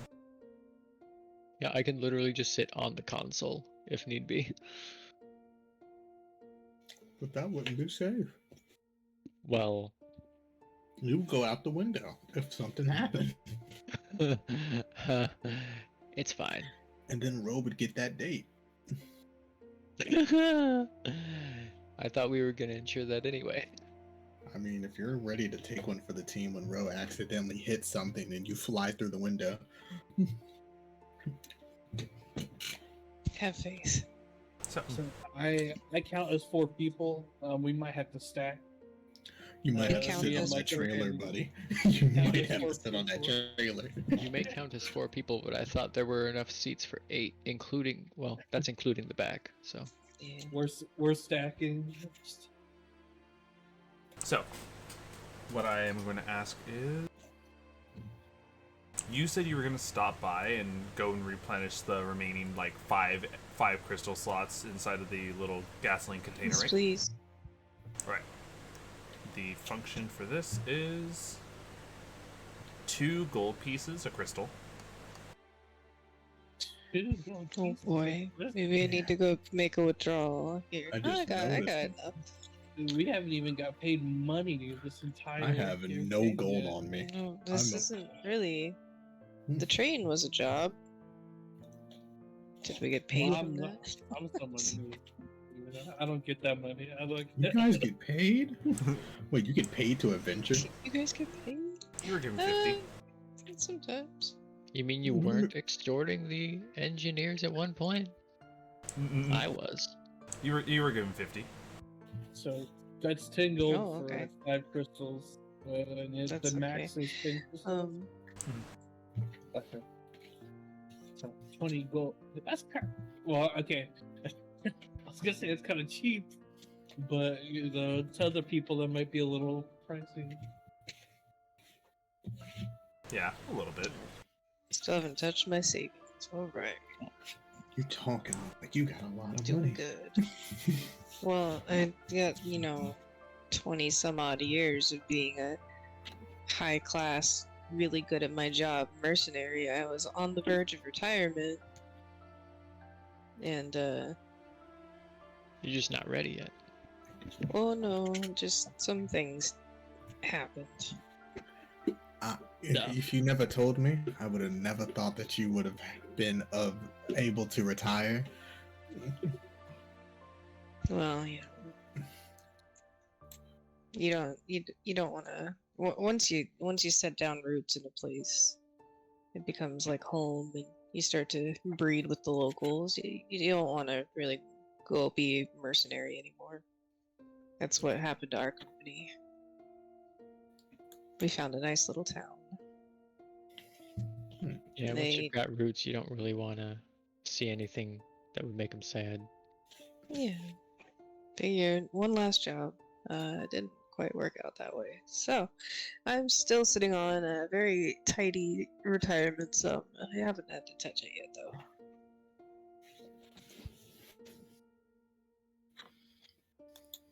Broom, broom, get out my car. Hope I don't have to pay any student loans. I have just made my money. Loans. Oh god. 'Cause, would you think I would have had to pay any student loans? Oh, sir. Oh, sir. Yes, you're in incredible debt. I don't even have money No, to this my is the name. kind of society that has free schooling. I mean, right? No, 100%. Right? Strixhaven would have been maybe like the actual travel fees and such, and more than anything, the money that would be is just to like pay like it would be like, okay, professors get paid for their work, so it's not like you're paying like what you'd imagine when you hear student loans. It's more like you're paying for the actual course itself. Imagine. Well, I can say currently I have no money to my name. Yeah, you broke. Dead broke. Yep. Like, wow, I can't believe you were. I'm kidding. Yeah. Just like that. I can mean I mean, yeah, that's a question. I left my home with 10 gold, and all my companions have 10 gold. Wow. So, let's go ahead.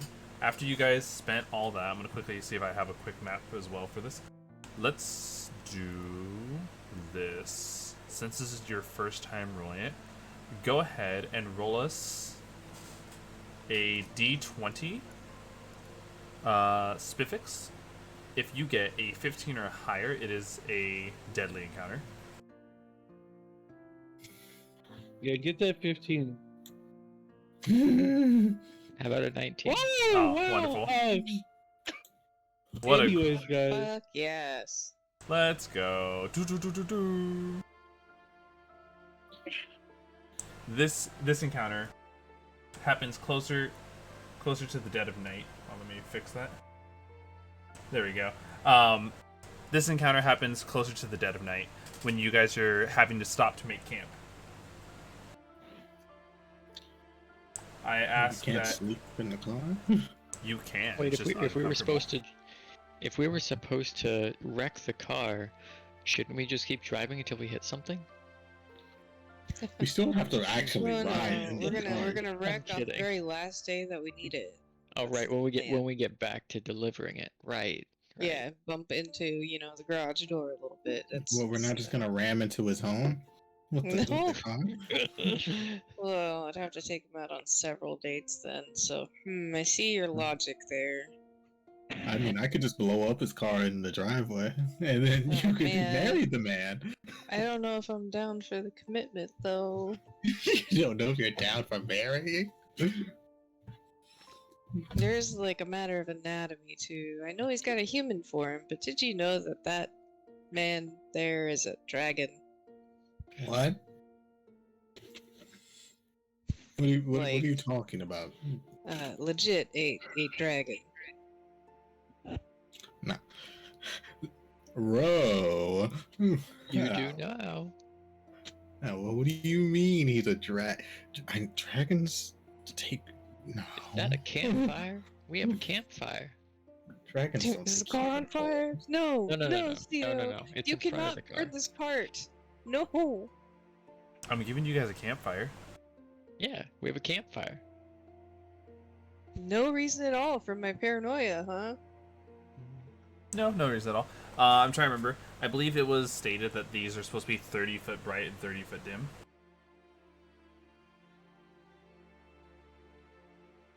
I mean, if we were trying to hide, we could, like, park the car on top Actually, of it and Hold on. underneath. I have to pull I up wonder what what the that actual button size does.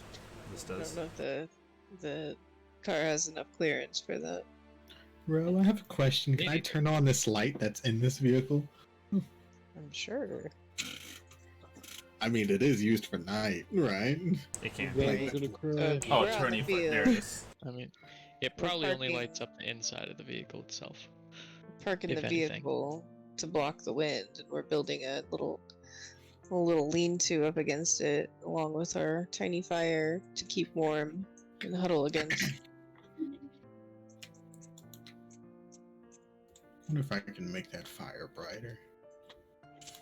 If we do this right with our blankets and whatnot, we can have like an enclosed little system. Stay warm. Warm. You guys packed your cold weather clothing, right? Hmm. You should all have cold weather clothing. You live in a cold weather continent. Hmm. Now, that's something that I think Zeno forgot to mention. But we all have cold weather clothing. It should be in inventory. I can Take your word for it because I didn't can- plan my inventory at all. My companions seem to not. They don't mind the cold. Are What do I those use? structures actually structural? Oh no, I was getting the campfire stuff before anything else.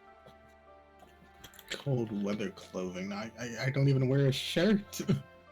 Now I have to wear a shirt. You do now. Yeah. I mean, you don't have to wear a shirt. You just Exposures put on a second cloak. Put it on Yeah. backwards. You don't have to wear any clothing if you don't want to, live.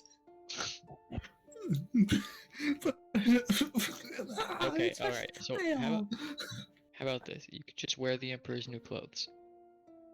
Oh my god. The Emperor's new clothes. Is that, Oh boy. is that a clothing line? Is that a Yeah. is that a moving picture thing? It's It's all the transparent. raid. Yep. If you put enough layers on, it'll keep you warm, and you'll still look just as buff as normal.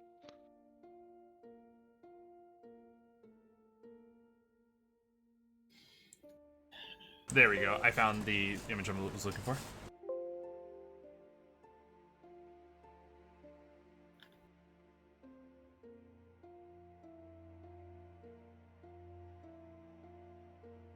Oh, it's very cold.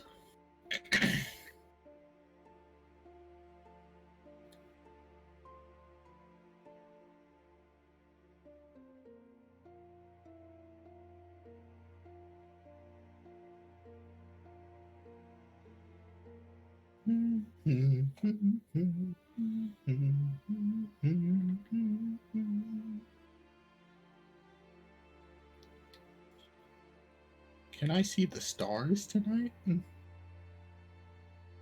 this cold winter wonderland? We'll find out soon if it's snowing or not. Oh, actually, that reminds Maybe. me. I need... Ooh, that actually is very important. Spifyx, can you roll me a D10?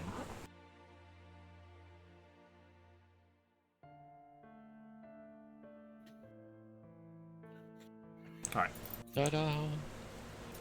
You guys got one of the very rare days when there is actually no blizzard. 70% of the time, this the continent outside of any of the cities is usually encased in a blizzard. Does that mean that we can see the stars? You can tonight.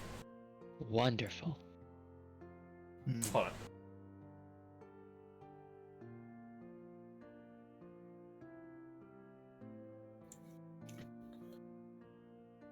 Something. Oh, my hair so keeps getting in limited. my way. Ugh.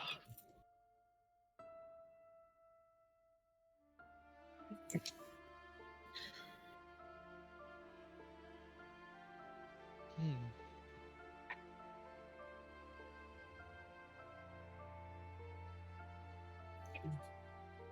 All right. Oh, there it is.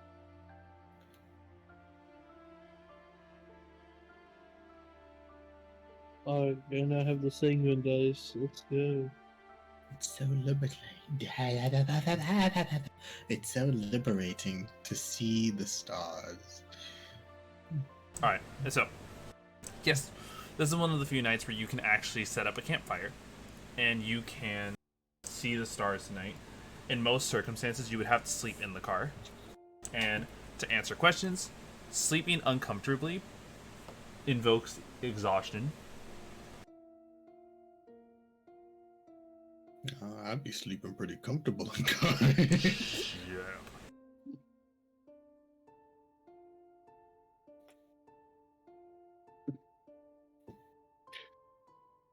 So, let me go ahead and you guys find yourself on one of the few instances where the road actually has you guys going over a small bed of ice, where you can see history clearly has not been kind to some of the carts that have driven through there, but ain't nothing taking down a dwarf.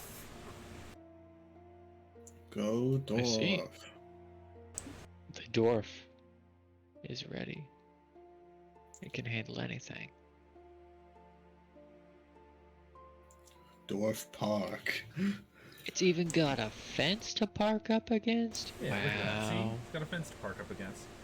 And a nice little open area you guys can set up a little campfire. It's almost like somebody's made this trip before. We don't want open area. We want close. And very close together. And the close up against that car is a windbreak. Very close.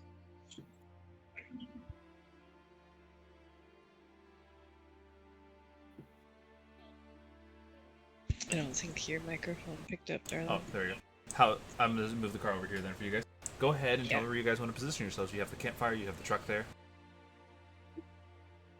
I'm going to suggest for sleeping, we all kind of make a little hollow nest and try to build up wall around us on the non-covered by a car side, just so we can be comfortable and not dead from exposure.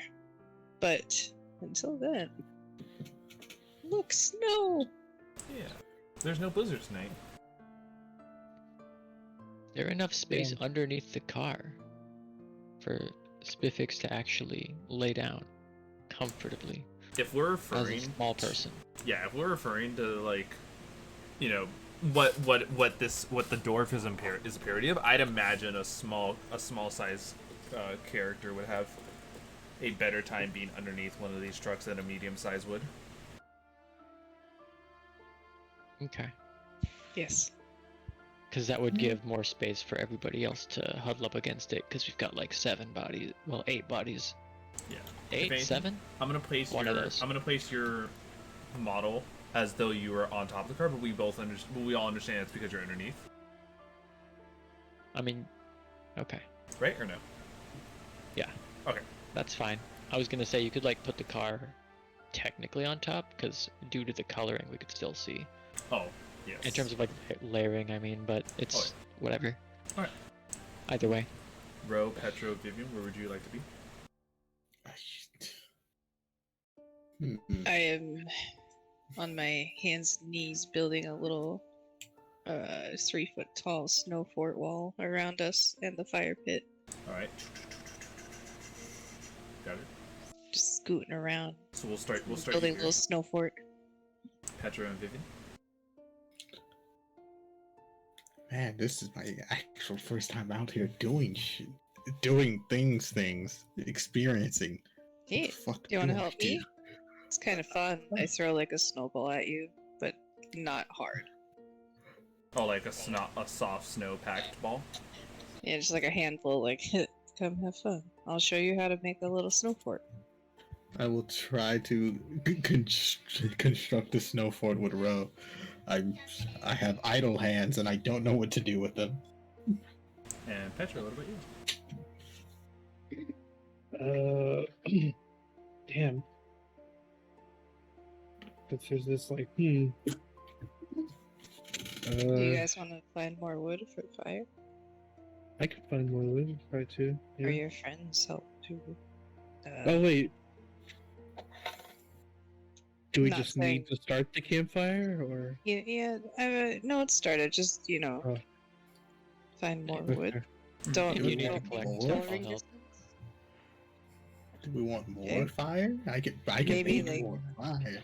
Just in case, like, if you want to tie a rope around your waist and attach it to the dwarf, you can, just don't get lost.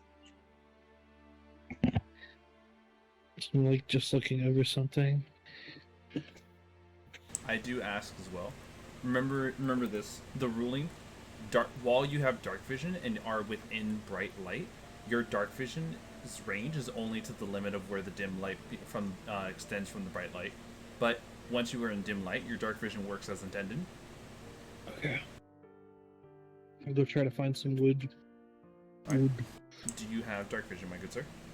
I do. 60 Alright. feet. Is anyone going to accompany Petro? I could, but I don't have dark vision, That's fine. You can. so I'll stay in between the trio. Do you know how to do what I'm doing? And I'm sure I'm just scooping and packing into a wall that's about half a foot wide and 3 feet tall. That is I can pretty go tall. with you, Petro. I have 120 dark vision. I wouldn't. It'd give me something to help with. Okay. Yeah, that might be the better option for you two to go and into the dark. All right. I mean, I'll the help dark with is the my wall. home. And so, Vivian and Petro, the two of you, go off to go and get some more wood. Nice. Hell yeah. We're getting the Stay wood. within hollering distance. As you guys Alright. go exploring, I need Vivian and Petro to roll me a perception check as you guys are looking for wood. Don't have a high perception. Oh, I rolled low. 10. All right. You managed to find what looks like some wood right there. There's some wood that falls off the trees over yonder, further south. Oh shit, wood. It does. It requires you both to leave the dim light, which puts you in darkness. I could cast the light spell if we need it. If you feel I like don't it. need it. Yeah, because you both have dark vision.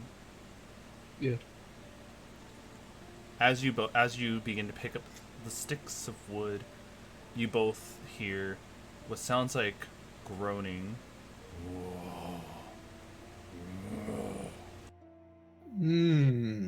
Okay. What was that? I don't know. Just looking around And you see. with my 23 passive perception. That's it. Did you know that still in darkness, your perception checks are made with disadvantage? So fucking dumb. Please give me perception checks with disadvantage. Dark vision. What's the point of having dark vision? Dark vision allows you to even make perception checks in the darkness, whereas people who don't have it can't I hate make them that. at all. Oh my god, I I got rolled a so low. 16. All right. You see two large polar bears.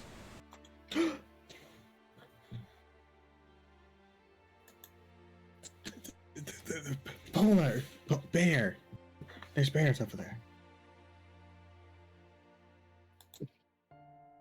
We say over there, they're right here. You're there. Yeah, your guys' inherent perception checks from before weren't able to detect them until they were this close. Oh, they are close bears. Yeah, that growl is not going through. Oh wow, really? Yeah, no. There it is. Let's just grab the wood and go. Okay. As you reach down, the bears begin to make what looks like a threat as they begin to take the stride forward. Okay, never mind. I'll back up. Sorry. Did they want us to drop the wood that we already have? I don't know. The bears get up on their hind legs. Okay. Yeah, maybe we should just go. And then you see the bear's muscles intensify as it actually starts to have definition. We're supposed to. No, they're not. Flex back to show your dominance. They're standing on their hind legs and their muscles becoming more defined. You even see that their thumb starts extending it, and their hands look more humanoid-esque. I'm backing up. I'm leaving. I'm getting out of here. And I'm just as you leaving. leave, wait! He's spoken. Yes, I thought you did. yes, of course we can speak. Well, Are you druids? it's kind of No. my first time out here. But wow. Well, you people are in some dangerous waters. For waters? Well, there's a frozen lake over there. Oh, I think he means as in we're just in a very dangerous place at the moment. why is it so dangerous? I need Spifyx and Ro to make perception checks. Yeah. Is this like a territory we don't know about, or Is this perception to listen? You can make it so. Okay. You also get +4. No, wait, that's unsaved. This is a check.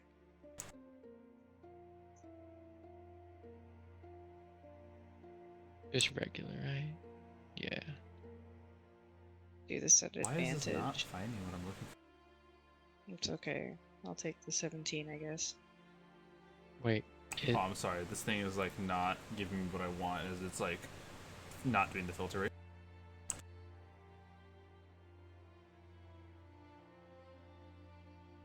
So those perception checks. Let me see what their modifier is to this. All right. The 13 was enough. As you see, white bodies made entirely of white forms begin to pop out of the lake. And when I mean pop out, it looks like they glided out of the lake, like they were ascending.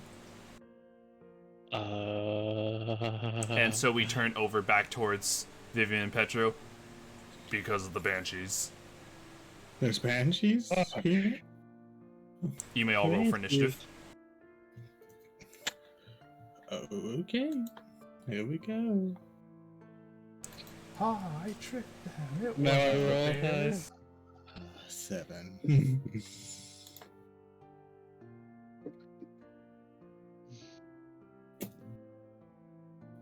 Maybe someone like me needs to become alert. are these epic bear people gonna help us? I don't know, man. They just said, "Oh yeah, there's banshees in this neighborhood. You guys shouldn't be here." I don't know a lot about banshees and a character, so they're just hanging out at this lake. I don't know what's going on here. Skittles out of game could probably tell you more about like why. Those things are big. Oh, it has the R of hate. Fuck yes. Why are they so big? Wait, are these the same things that we were just talking to? No, those are them. Oh, over there. but those are bigger. No, Those are the Bigger. bears are fucking huge. These are banshees. They're medium-sized creatures. They just look so big to me. They look bigger than our guy. It's Yeah, that's okay. We have a wall. Maybe I'm just going crazy. So Hell yeah, we do. You ever try to kick over a wall of snow? It doesn't really feel good. Has a banshee just ever done magic or something? I don't know. I never fought a fucking banshee. Interesting. Spifyx, how would you have reacted to seeing these two banshees? They are what? Ghostly? Like visually, what do Yes. They're just white, right? I can actually get you the specific image because this would 100% be like what I've just used for the banshee image. Okay. That's a little creepy looking. They look cool. That's kind of hot. I mean, cold. I mean, get me the hell out of here. Smash. Yes. Upon seeing this, Spifyx, because you saw them, and I mean, how would you have reacted? Because right now, Ro doesn't see what you see. I got a 17. Hey. Oh, you did. did. What you did? Yeah. Oh, I see. I only saw the secondary perception. Yes, I you both see these. You can both make history checks on banshees. Yeah, I was gonna say, hey, Ro, what do you said you know about ghosts and stuff, right? Yes, I do indeed know about ghosts. I know what these are also. They used to plague the old battlefields we'd all fight on. That's a banshee. Indeed. You got a better history check than I did, though. So, Yeah, but today my my modifier is not very good, so I'm not very confident. So, the Banshees, at least from your inherent history checks, it's known that they are sorrow-bound of divine wrath and are hoarders of beauty. One of their more distinctive things, outside of their just incorporeal movement, is their Banshee's wail, a terrifying effect that can drop even the hardiest of adventurers.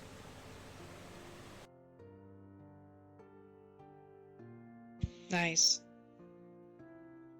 Miss Grizz, you may go first. Oh, of course. How far away are they? About 5, 10, 15 feet, except for the top one, which is about 20 feet away.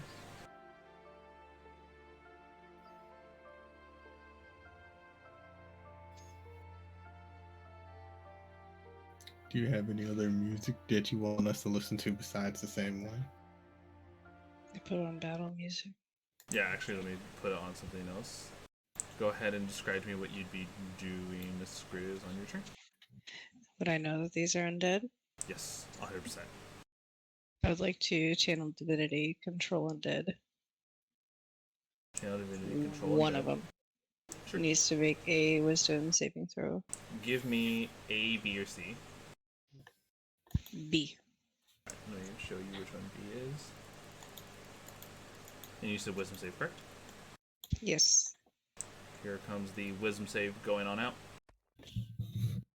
Rolling a 20 total. Oh, balls.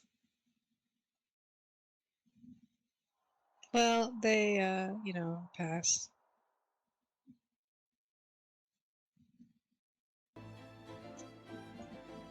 Alright, so I try. I fail. Do you need Jenna for the next music?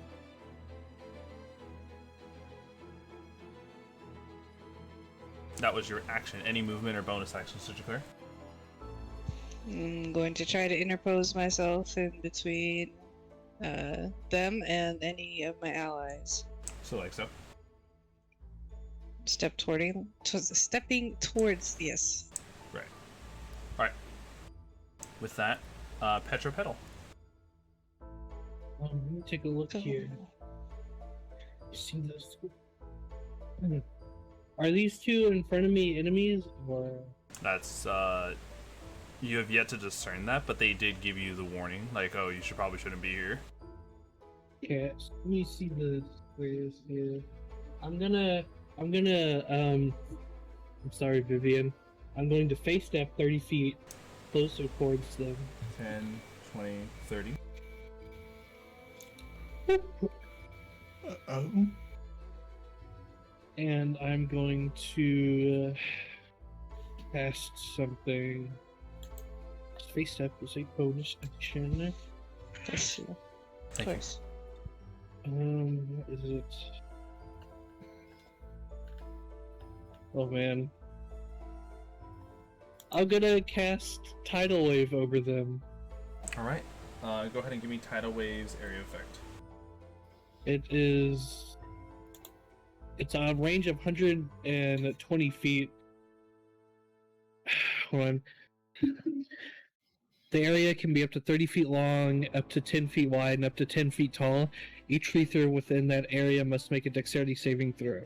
I'm assuming you want it to meet all those requirements? Yeah. Okay, let me give you this.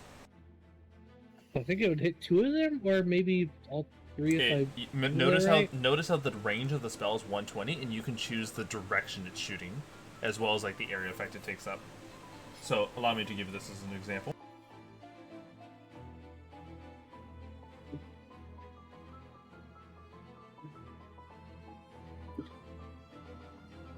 So that is the 10 feet wide, right? Yeah. It's 10 feet tall, so I can do 2 of them, I think. Oh, never mind. I'm dumb. I can hit all of them.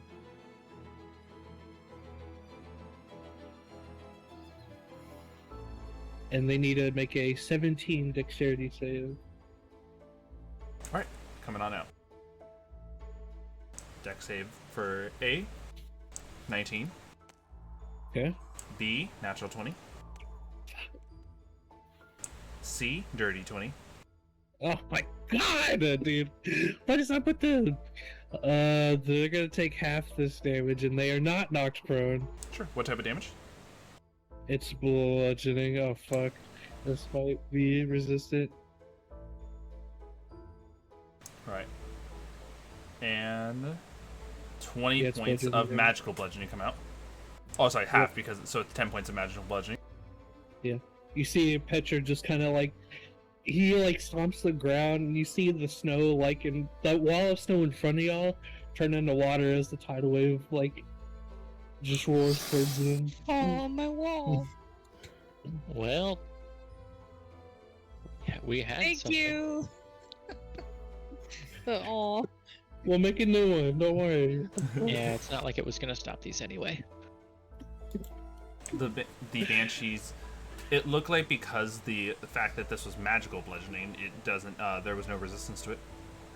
Okay. But still, their well-timed evasions allow them to get out of the way of it. Yep. And I think I have to use a bonus action to command my undead. Yes, that is Well, correct. spoiler alert. That is correct. I will have yeah. to provide those to you right now. huh.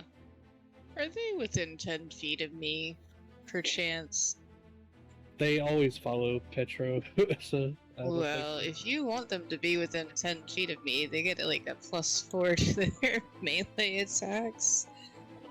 they have Because ranged of my attacks, aura of actually. hate. I think they could have. They could melee too. They're outfitted with either. So Yeah, let me read this too. Make sure I got it right.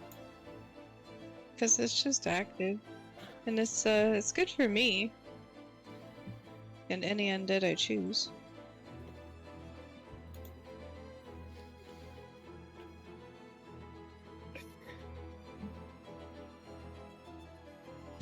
Be under features, right?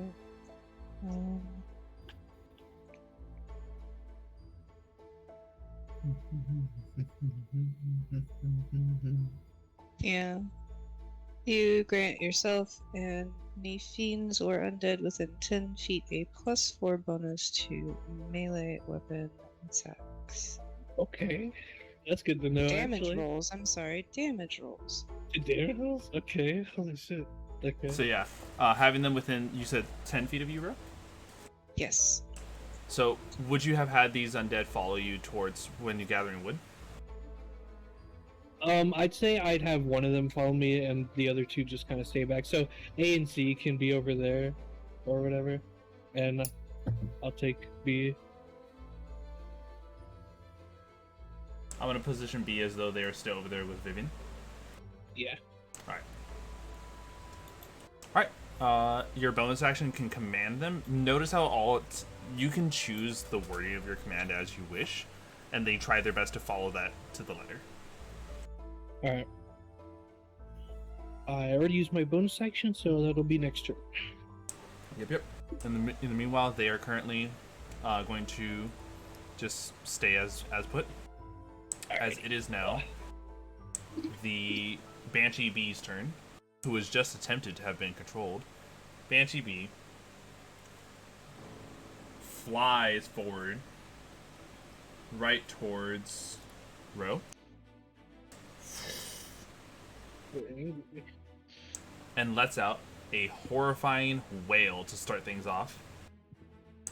All creatures that are not undead within 30 feet of this Banshee must make a Constitution save. This is Ro, Spifyx, and Petro. Okay. Against. This is raw. This is not a condition. Alright, and you guys get a +4 to your saves if you're within 10 feet. Yeah. So only Spifyx benefits from that, and your saves are already accounting for it. This is, I'm sorry, wisdom. Yes. Sorry. Con. Thank you. Ooh, I don't think it's Wow, that 15's didn't gonna even cut it. roll. It just kind of went. I got landed on inspiration. that. I'm gonna use my inspiration. I don't do it. It's a D8, right? I think. Yes, you may roll D8. Oh, fuck. Okay, I think I might have did it. All right, you guys are Let's see. taking 3d6 of damage, psychic damage to be precise. The damage output to the three of you is 13 points of psychic damage as this horrifying wail lets out. Okay. And that was Banshee B. As one of the two bear men over there look over towards Vivian. Hello. So there's 13 psychic. Did I hear that right? Yes, 13 psychic. All right. Hmm. I'm only level 6. Look at they pissed off Banshees. Yeah, but they pissed us off by being in our area. Let's watch this and see if they prevail against the test of the cold. Is that your way of saying that you want to attack them? We will see if you are strong. Out here, the strong survive. I see. Show Winter's grasp that you are worthy of being out here. All right. So, this Goliath werebear is going to go ahead and move forward. 5, 10, 15, 20. I'm more. Werebear. 30. And then proceed to just kind of like ready an attack in case something drastic happens. Spifyx, you're up. Okay. So let's see.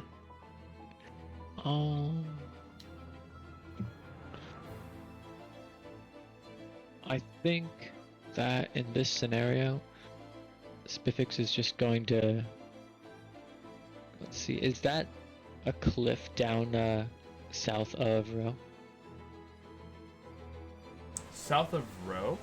No, that's just more of a Looks like shore. there's a That's just hill. more of a small shoreline increase. Okay. Not even enough to be a cliff. All right. In that case, Spifyx is gonna go step down into that square south of Row and attempt to stab the Banshee there. All right.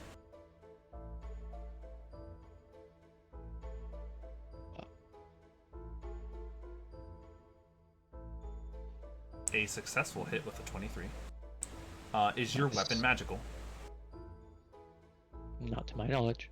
Alright. Let me also put this up. Yes, because it is not a +1 or have any other indications, so it is just a non-magical weapon. Go ahead and give me the damage.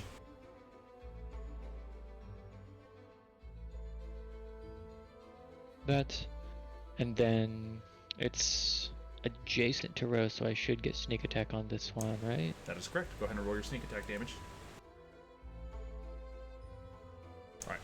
That should be 6 due to the trait. Yeah, it's because you Or can the turn talent. you can turn ones into twos, correct? Correct. Alright. So, you watch as though you attacked any other creature, you see that there's less of a give and a resistance as you stab through it, and the Banshee only takes some of the damage you dish out. Gotcha. Well, that makes sense.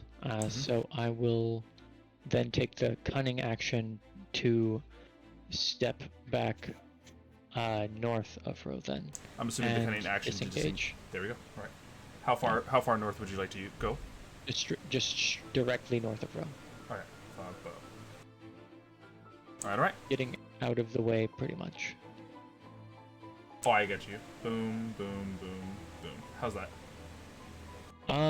Let's go north of the fire so that Petro's companions can still get around, but I'm still close enough to assist later. Perfect. All right. In which case, it is now Banshees C and A.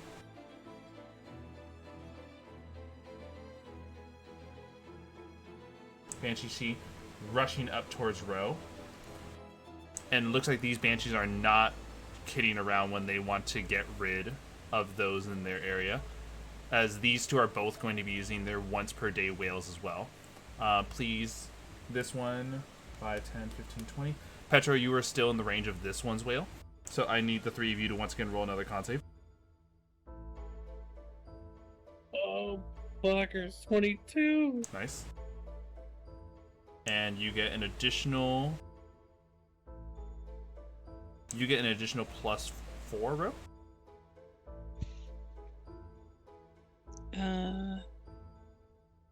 Isn't it already being accounted for? Yours is accounted for. Theirs are not. His, yeah. He gets the +4. Alright. So Spifyx, that makes yours a 10, which is not enough to pass. The Banshee's whale on a failed instantly drops you to 0 hit points, but does not outright kill you. Okay. And everyone who succeeds takes 16 psychic. Level 17 now.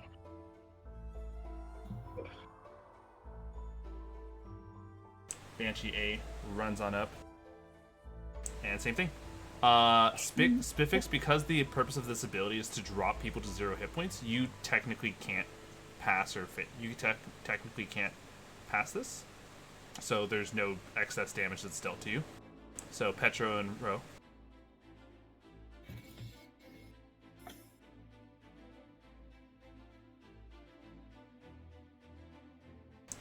What the fuck? Oh, me, oh my. And on failure, unless Hive, you also. Oh no, you use your inspiration. Yeah. Yep, you both are at 0 as well. The Goliath, the two Goliath werebears. Maybe we should do something here. Looks like these folks are not strong by any means necessary. Glad my companions stay up. Holy shit. Yeah. What would be the last order you would have given your undead? Because they will still follow the order. Fucking shoot at them, I guess. Right. Vivian, you watch as your 3 allies drop.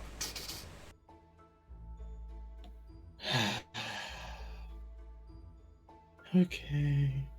This is fine. This is fine. Jesus. Oh, okay. I'll just have to simply deal with that, I guess.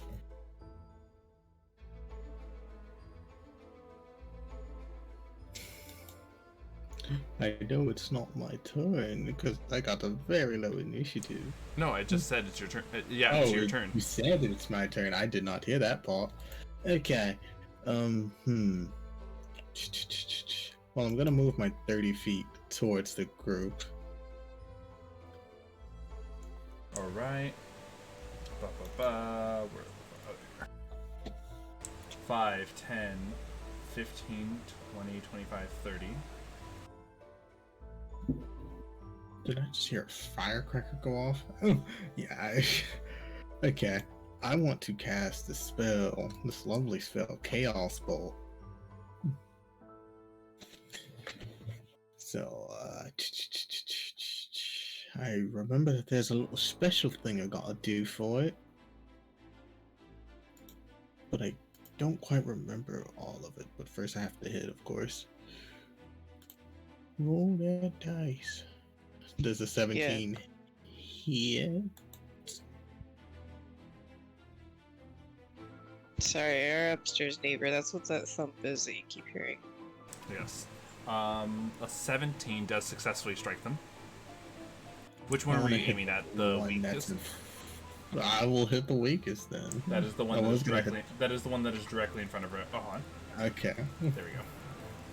So my intentions were to aim at the correct. Okay.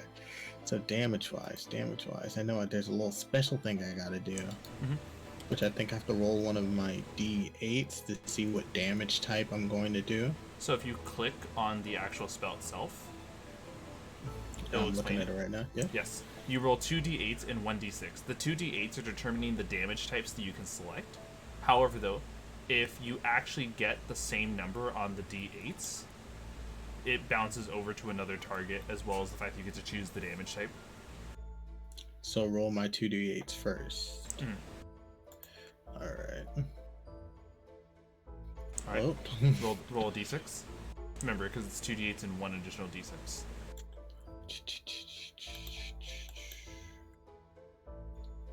Ooh. Alright. And then from here, the 2d8s gave you 6 and 2. You can choose either poison or cold damage. I'm gonna. I'm probably gonna pick poison. Poison? Yeah. No damage is dealt to that banshee. Well, As you see, the poison just completely do nothing to them. Notice now, you probably got the two numbers you probably shouldn't get.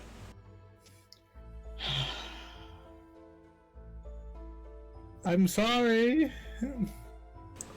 Any bonus actions to declare?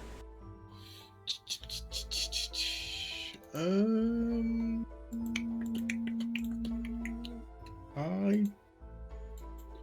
don't want to show. Yeah, no. Right. 5, 10, 15, 20, 25, 30. The two werebears shouting obscenities over at the banshees, telling them how we're the ones who are in your area. Come to us. The one who just arrives on the scene shouts over to you, get your allies up and either join in or get out. Okay, all right. Back at the top of the order, Miss Grizz, you may make your first death save.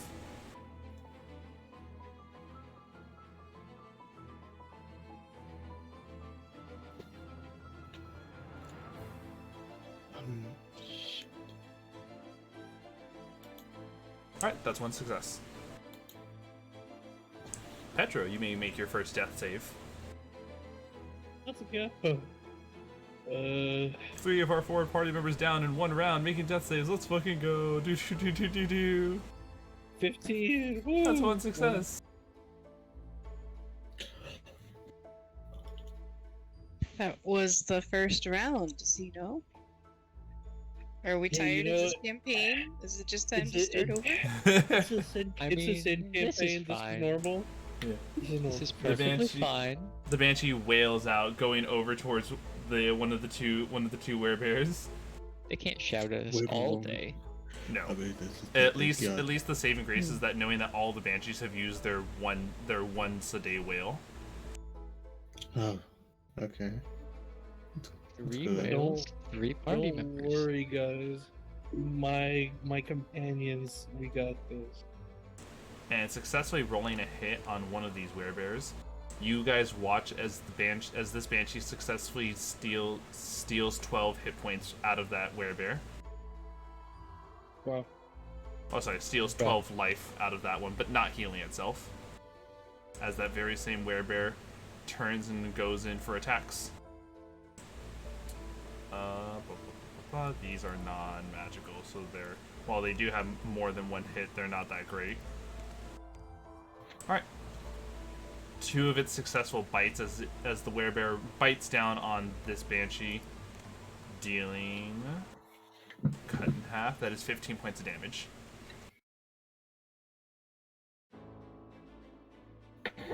While yes, indeed, right? Let's see. I'm trying to find the specific one. Others. While the damage you guys have been doing to them thus far has put them into the slashed state, the one that was just bitten twice is now torn by this werebear.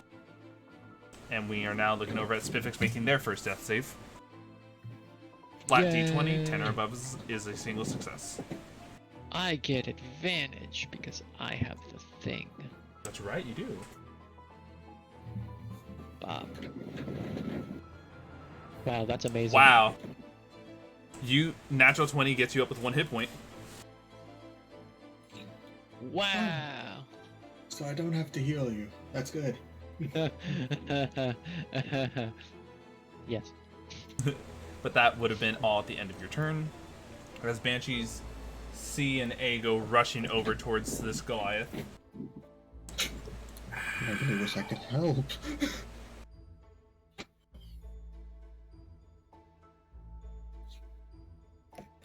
All of which attempting to just completely suck the life out of this Goliath. That's another successful hit.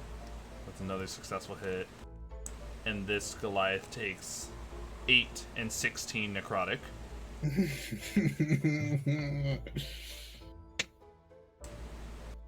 Though in all of this werebear is still only bruised. Vivian Soul, it's your turn. It's my turn. Okay. How far is it from where I am to row? Row is 5, 10, 15. They are 20 feet away from you. Alright, I'm going to run over to row. And where is it? Where is it? Where is it? Where is it? Where is it? Where is it? Where the hell is my racial trait? There it is. Okay. I'm going to use my trait Healing Hands on Row so I can get her off of the ground. Sure. How many hit points are you giving? 3. I have to roll 3d4. Gotcha. 6 hit points. Right. Miss Grizz, you have been brought back with 6. Fuck yeah. And I want to use my bonus action, right? Mm-hmm. Alright, I'm going to action surge so I can get my action back. Okay. Which means I could cast a spell. That is correct. These motherfuckers are lined up, but I don't want to. Here, allow me to help you out here. My scorching ray and not kill them. Well, ice the polar bears. That is a possibility if you stay on the right angle. Well, I still got 5 feet of movement left. Here, let me help you out. Oops, I accidentally killed my entire party. Let me just scooch this on over for you. So, you only use 15 feet of movement to get to Miss Grizz. So, using an additional 5 feet, you line your next spell up. Alrighty. So let's click the costume and let's roll the head. 19. A successful hit. Are you trying? I was say, which one are you? I'm assuming you're aiming at the weakest one. Yes, at the weakest one. Okay. Alright, let me roll for the other ones, D&T beyond. Jeez. Like how you asked for them to be in a line and don't do a line spell. Well, I thought that it was a line spell, and then I remember. Not really. It's all good. Because I'm not gonna spread it out unless one of them dies. 13. I mean, it could be a line spell if you shot through the whole of one of them, but then it would still only hit one. That is true. I guess that 13 will not be one that hits. No, a 13 hits. Okay, and for the last one, 11. That does not hit. Alright, fire damage. Right, it's 2d6 per shot as well, so roll that twice. Alright. So 7 and 6. While 2 of your 3 scorching rays go firing over, it looks like the Banshee's body is inherently able to absorb some of that fire, only taking 6. I don't know. I'm trying. You are. Goliaths. No, it's fine. You were all just tremendously weak at the moment.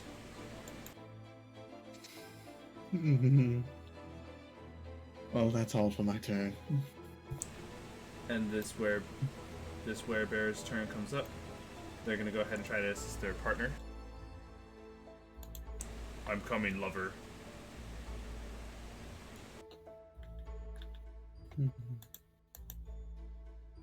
And proceeding to go at Banshee C.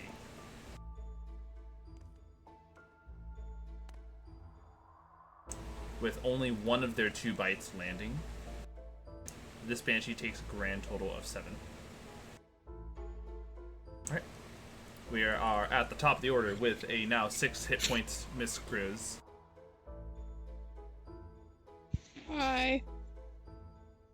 I can only heal you once, so I hope that you don't fall again. Oh, it'll probably happen again. Okay. Oh. Who's the other down? Where's the other down person? That would be Petro? Petro. Oh, they're right Yeah, there. they're laying far in the- away. Oh. About like 5, 10, 15, 20. They're a 15-foot movement speed away from you. I'm gonna walk over there. Alright, let me help you out with this.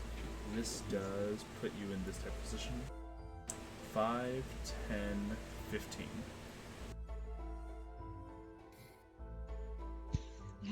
Poke some hit points into him with the lay on hands. Alright. Lay on hands. How many hit points are you dumping into Petro?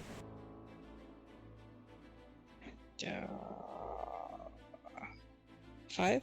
Alright. 5 of your 35 hit points get poured into Petro's corpse. Now brought back to life. Petro, you're healed for 5. Let's go. My D&D Beyond's being a butt, so I will keep track of that. I believe that's the only action I can take. It is a full action unless you had a talent to make it a bonus action. I'm talentless, remember? I'm going to activate bonus action, do my Step of the Raven Queen, just like not even teleporting far. Just kind of like boop right over to the next square. And I am now resistant to all damage types until my next turn. Yeah, I'll put you here so it's just slightly out of the reach. Alright, resistant to all damage types until the end of your next turn. Yeah. Alright, Petro, you just got healed. You're back up. I'm going to also face step back. Where to? I guess kind of behind Miss Grizz right there. And I know healing word is a bonus action, but can I use an action to cast it? No. Wow. Okay. Damn. Fuck.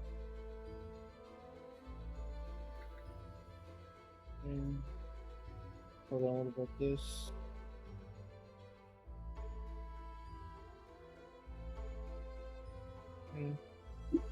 Jesus. Damn. I don't know if I can. Well, actually, I'm gonna fairy fire the banshees. Alright. The fairy fire is a 20-foot cube.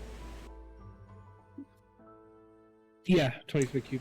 The 20-foot cube will involve this Goliath werebear, just to be sure as well. Damn. I don't want to hurt them. It doesn't hurt them, but it won't the hurt banshees them. the banshees will get. Just tell them to pass. Here go the Banshee saves. That is a 4. Okay, 7, fail, and a 12. fail. They all fail.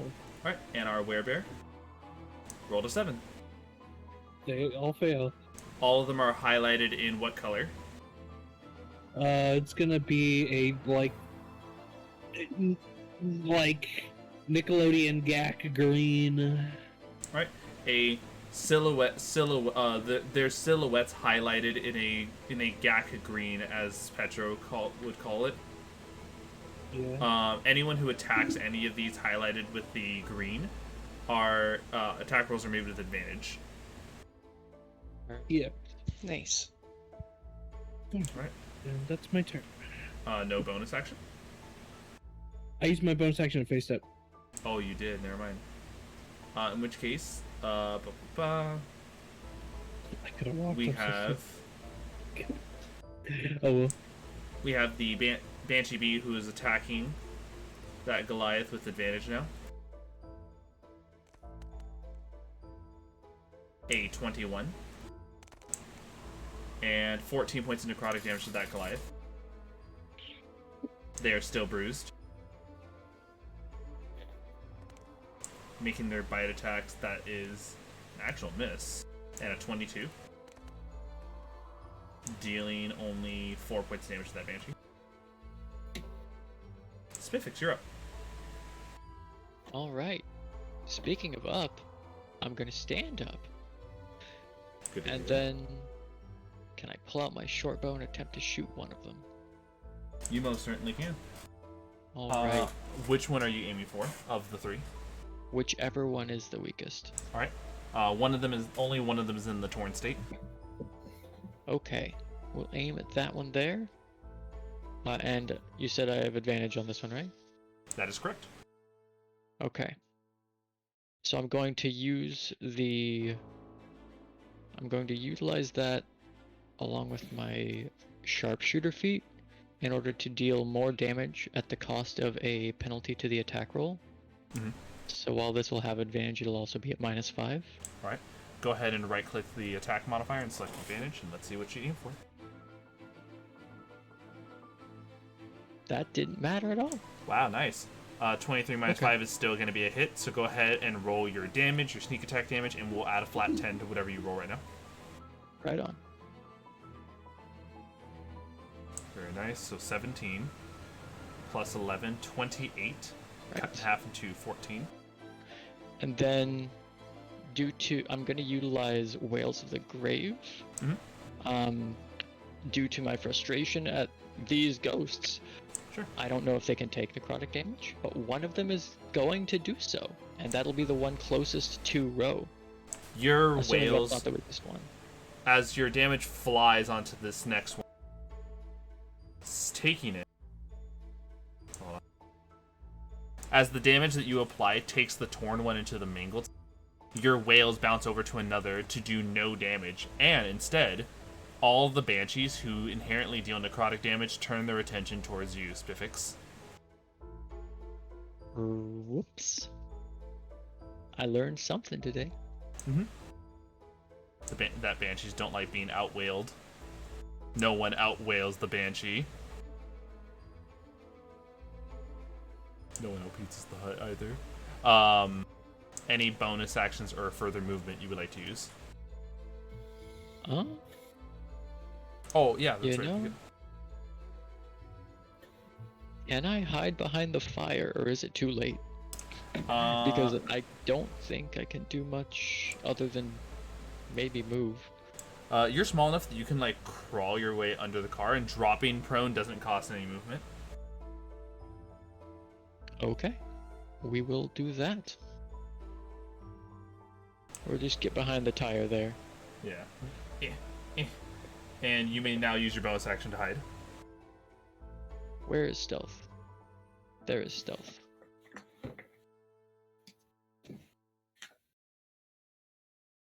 These are going to... Gonna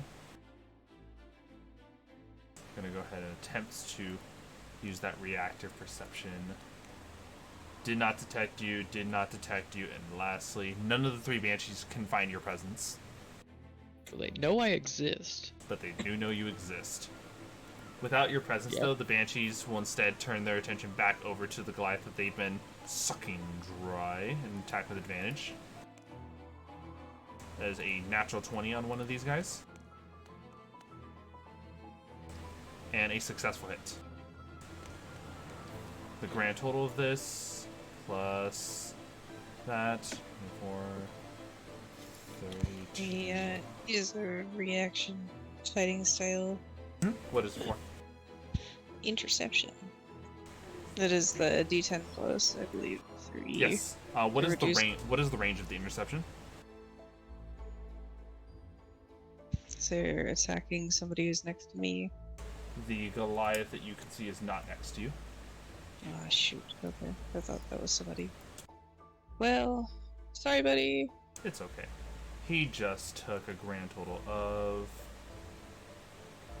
What is that? Just like Captain America, throw my shield. Right. 48 points of necrotic damage dealt to that werebear.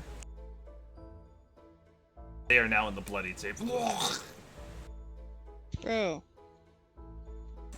And it is now Vivian's soul. Okay. Fuck. Sheet. I'm going to reach my hand out and create a flame of a dark flame of shadowy like fire as I cast Firebolt to throw at the weakest link. Alright.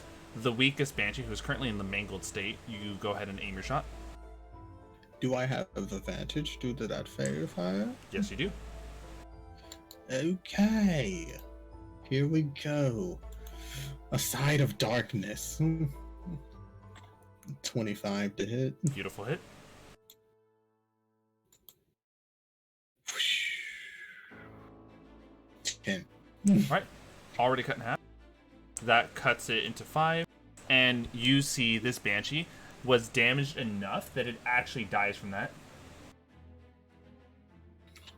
Oh, I burn it alive with this power of shadow.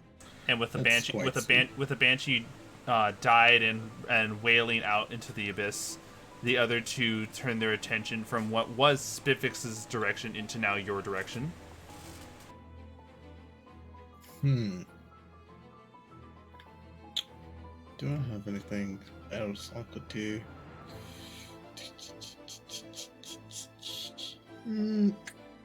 Maybe get out of their range? I mean, if I do that, then they're gonna look at someone else. So Maybe. I'm just going to stand there and hopefully be protected Right. by You've my got companions. guts. I respect that. We all, Good luck. hopefully that's enough to help. As the other werebear going in for this rolls a hit, doing 8 points of damage to this Banshee as they attempted to bite into them. That Banshee is still only in the slashed state. We are back at the top of the order with Miss Grizell. Oh. It's me. I mean, it's time for weapons now. Yeah. I mean, if you're swinging, I'm swinging. As I look at my saber on my hip. The one closest to me is my target. Alright. I cannot hear you if you are talking. Alright. Go ahead.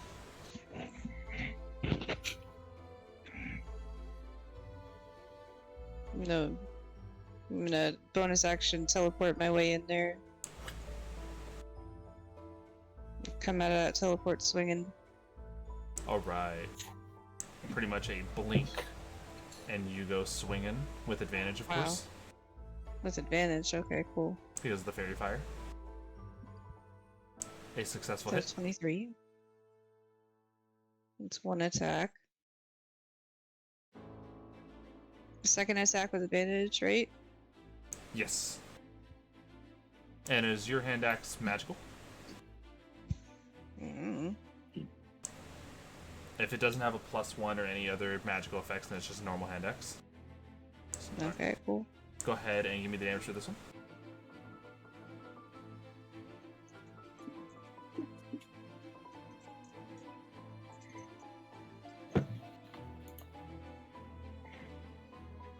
we'll do. Okay, your two swings coming into this.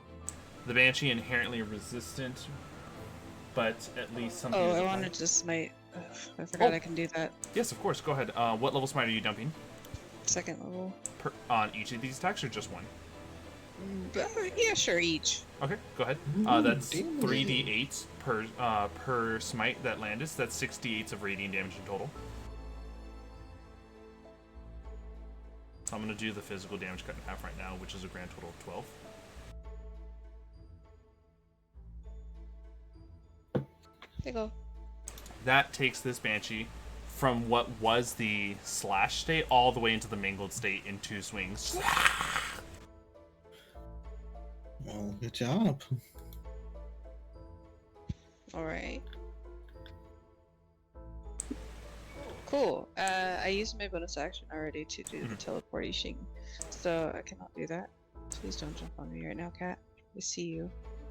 Well, would that have been it for you? I am. I am ghosty. I am resistant. All right. Go ahead. Petro, Petal, it is your turn. How far away is that second bank food down there? Can't see the stairs all that good.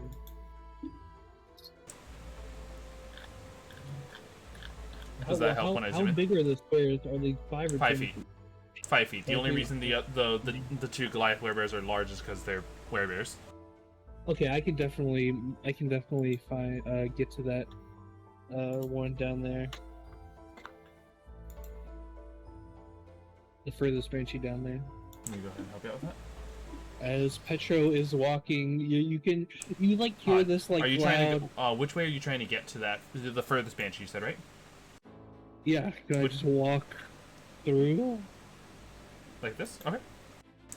Yeah. 5, 10, 15, 20. That doesn't provoke opportunity attacks. Okay, you're good. Alright. As Petro is walking, you hear like this really loud like inhale. And like you see him shudder as these like weird spore particles cover his body as he enacts his symbiotic entity, gaining 28 temporary hit points. This is a bonus action, by the way. And then I'm going to use my main action to Flame Blade. Alright. Wait, you said 28 temporary hit points? Yes, 28 temporary hit points. Where does that come? What the fuck? It is the symbiotic ability. I can read it for you. Symbiotic entity class features. Fuck. I can't. Why would it let me Wow. spell? You can wild shape. Oh, I see. It consumes a wild shape. That makes sense. Okay. Yeah. Let's see here. Where'd my flame blade go? I lost it. I think it's... Yep. Alright. And this is with advantage because they're still fairy fire. That is correct.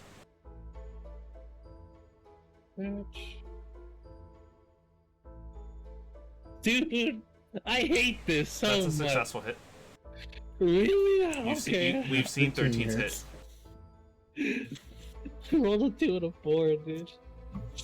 Holy shit. The fact that you get a 13 with 2 and 4 is fucking good. Alright, this is 15 fire damage. Alright, 15 fire cut in half into 7. Let me also be sure which one this one is, I believe. Okay, let's see. Okay. 7. Then the inherent... Yes, we've seen that they're resistant to fire multiple times. I didn't see that. We literally saw Scorching Ray and Firebolts. The whole time. Wow, how did I not hear that? What the fuck? I know, right? I mean, a lot of my and don't forget the inherent damage of your weapon. Just wait till you hear what happens when you hit him with necrotic damage. I know, right? They just look at you. It's just a straight up blade of fire. There's no like weapon. All right. Yeah. You don't have an extra attack, right? That's just like a singular hit you make. It's just a single hit. Okay, thank you. With that, the other werebear who thanks Miss Grizz for making their next attacks that much easier to land, goes in for the bite, rolling an actual miss with their first bite and a miss with the second bite. Spifyx, it is your turn.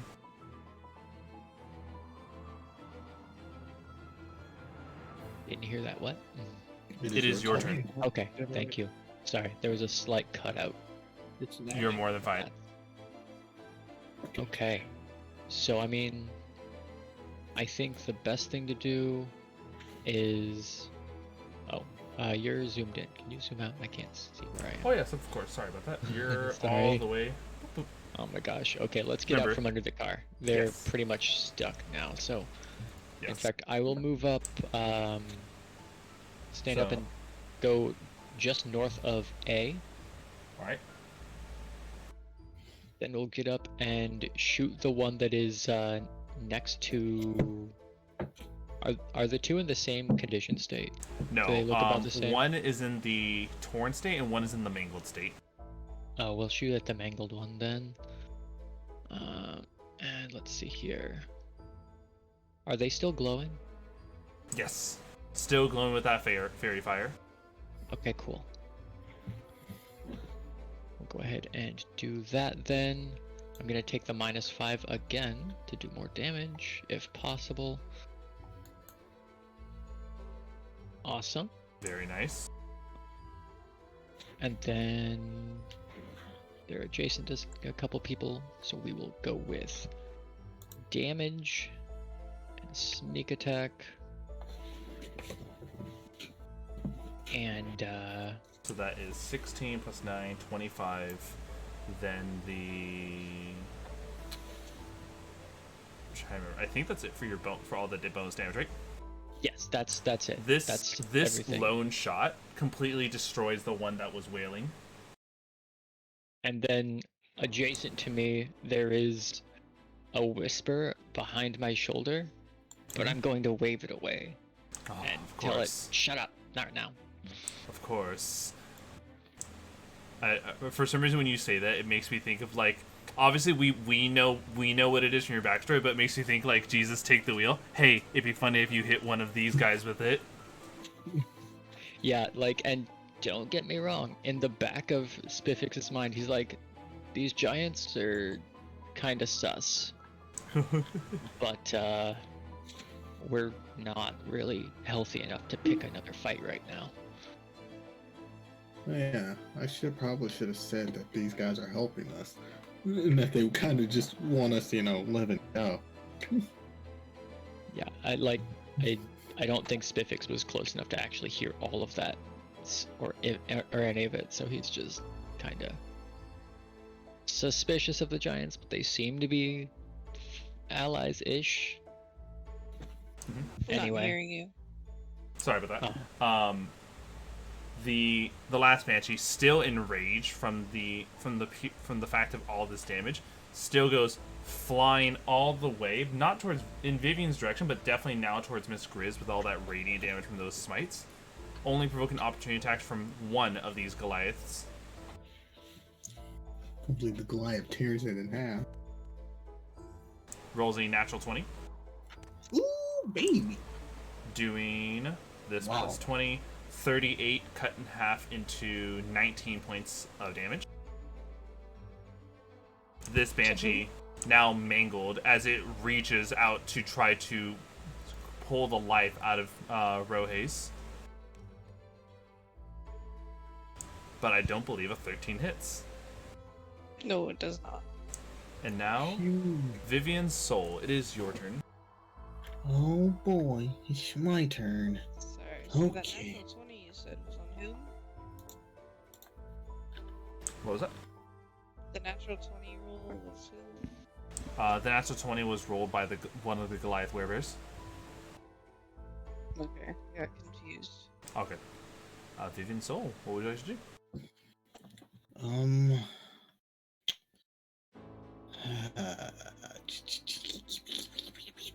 I was going to grab my saber and draw it, but I'm going to Scorching Ray since I have advantage on this fella.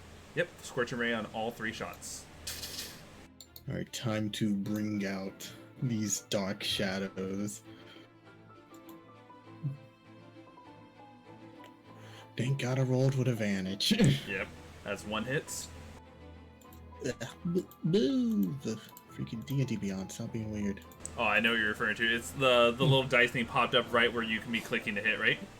Exactly. Alright, the other hits. That's 22. successful. It's 2 out of 3. And then last hits. That is 15. a successful hit. Go ahead and give me the All right. 66 fire damage. All of these shadow flame. 1. Yes, 1. 5. 10. Yes, 5. 7. Alright. 20 cut in half into 10. That is just enough to get rid of the final Banshee. I reef that fucker in just pure shadows until they are no more, but just a singe. With the Banshees defeated, the non-damaged Goliath werebear goes over to his bloodied partner. Are you okay? I'm fine, husband. It is okay. It's okay. We have protected the weak, and because of that, it means we must welcome them. Need some healing. I am good.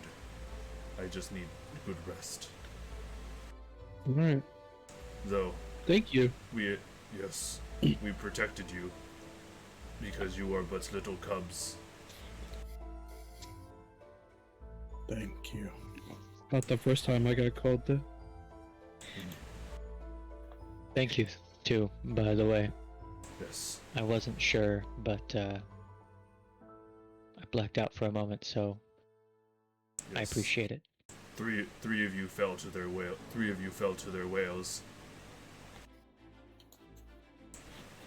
You came.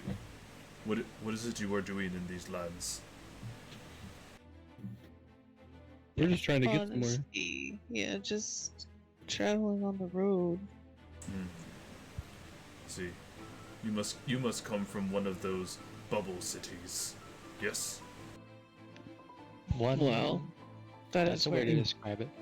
that is where we were just at. Yes. Bubble. Strangers from the bubble cities in their metal boxes that move. We are Goliath werebears. We are those who have always grown in the wilds. That's pretty cool. Yes. In fact, I can actually give you guys an image for what a Goliath werebear typically looks like, even though that's not the case for these guys. Goliath werebear. All I'm imagining is Molly Bear. It's so I fucking It's the love this Coca-Cola guy. guy. Dude, I met this. We Yep. met this person. We were playing Icewind Dale. This guy's Yes. cool. Yes. Hello. We, I love. me and my partner have been out here for many nights. We were recently planning on going fishing, but we saw people in our woods, and we needed to make sure that our territory was respected. Oh, I mean, we very much respect your territory. We're just trying to, get through. You already have campfire established, then why take more? Just trying to make sure it doesn't go out. I believe they were concerned about if a sudden wind kicked up and put the fire out. We would want just a bit extra to ensure that we would have enough to stay warm throughout. Yes, understandable. You at least had good sense. You were establishing a good wind barrier with snow. Do the Banshees frequent this Oh. place? My wall. Oh yeah. Oh yes, We can rebuild it. yes. It is shame. Strange tidal wave out of snow destroyed wall.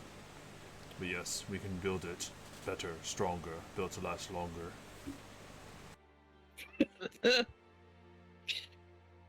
Some of these undead not taking a lot of fire damage too. I hate these. Yes, you are correct. The Banshees frequent these waters in the frozen north. Many of Many of the bodies of water you'll find commonly can have banshees in them from the people who have died in their grasps. It's good to know. They are very much be wary when you camp near water. Always make sure to keep account for any of their bodies that rise from there. It is not a common occurrence, but it is a thing that can happen from time to time. You just came across unlucky day. I don't know about that. We had y'all here to help. Maybe the divines whisper down to your aid. Maybe it was our destiny. What are your names, travelers? Who wants to go I mean, first? The introductions are made all around. A pleasure. Petro. Oh, pleasure to meet you all. My name is Rogar, and this is my partner, Bogar. Hello. Mm. Hello, Rogar and Ogar. Well, Hello, hello. if Well, we certainly won't forget. yes, if you like, we were just about now with the banshees cleared, we can probably do our fishing here instead of where we planned on originally going. Would any of you like to accompany us in ice fishing? Oh, yes, please. Sure. We have Bar- we have few spare rods. Bogar, husband. Now is not time for. I'm talking fishing rods. Oh, yes, of course. More rations are always welcome. It's a very good way to keep warm. So, they have 4 spare rods, coincidentally, in case some of their rods get snapped or broken. You guys may roll for ice fishing, as they literally just use their claw to kind of like dig in big old circle for each of you guys, and then just with their fist, not like punching down into it, but like using the side of their fist to break the ice that was just formed into a circle. Good. No. Enjoy quiet bonding while everyone makes disgruntled dad noises. Dad noises? You making? This is weird. Polls cast. You may all roll your survival check. Oh, I got a nat 20. Very nice. My first time ever fishing. Petro's just gonna be like, I think my time is up, and you hear like an inhale, and his body shudders again as the particles go away.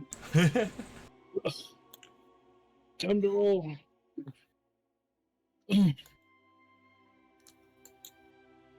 Survival. Dude, why am I really so low? You have such a great survival too. It's actually all pass. You guys all succeeded though. I want to see big rolls. You want to see big rolls? Let me go. I want to see big numbers. I want to see huge numbers. Here, I was trying to pull up something. Do I catch the anime fish with a nat 20? You know what? He asked for it, guys.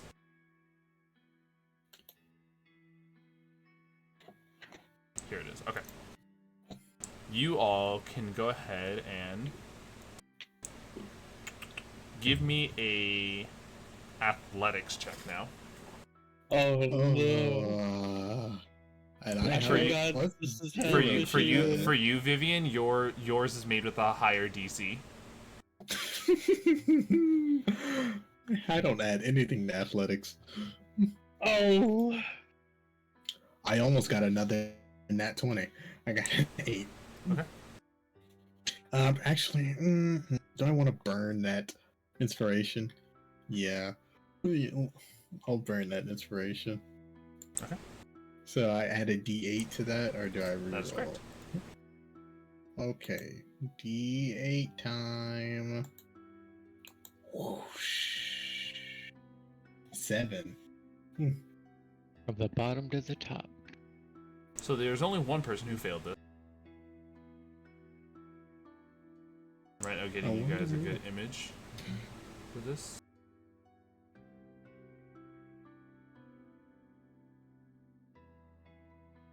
Alright, here we go. And for the purpose of this, yeah.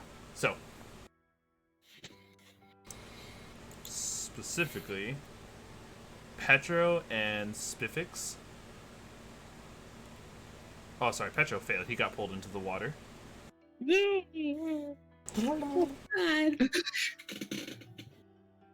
Here are what knuckle-headed trout look like. Spifyx. You successfully caught a female knucklehead trout, which is the smaller of the two. Rohes and Vivian, you guys successfully caught a male knuckle-headed trout. I didn't get dragged in. Yes, in fact, yours is exceptionally larger, Vivian, because of that nat 20. What do I do with it? I'm surprised that Petro didn't have his friends help. Oh. Well, we can I don't need make a help. nice fish stew. Soup? Very hearty. I got some potatoes. As well, Also this is a surprised good that I idea. didn't get pulled in. Yes, and right. This is also perfect example. Male, female, and then the alpha bowl. To give you like a size difference. Oh my god. It's so weird. Then I suggest you either release it or maybe give it to our Goliath people as thanks for saving our butts. I turn towards them. Do you want my catch? Oh, you caught the alpha. It would be an honor to take such delicious catch. We got ourselves 2 nice-looking males, but that one will surely be worth a trophy at least. We hear there is druid man out there who can take the alpha bowl and make it into singing fish. Well, it will sing of the day that it was caught. We hope so. They tell good stories. But here, let us enjoy our new meals. The 2 Goliath werebears just completely tearing into their male knuckle-headed trouts like a drumstick chicken wing.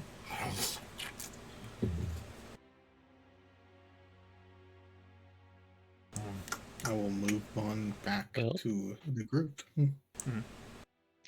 I mean, if they're just gonna eat it raw, I guess when in Rome. Yeah. As well. And all this time, Petro, when you get out, when you get out of the water, you are fucking cold. Do you have any? Are you resistant to the cold in any way? No.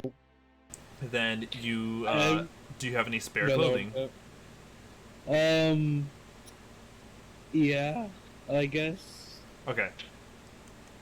As you go and change into that spare clothing, I need you to give me a con save. He's keeping the mask on. He's keeping the mask on. Yeah. Okay. Con save, you said? I got an 11. All right. You gained a point of exhaustion that cannot be gotten rid of until the next long rest. The next long rest? Yes. So that means the one after that means you're going we're going 1 day with an exhaustion. Oh my goodness. I mean, you just got a little bit of a cold.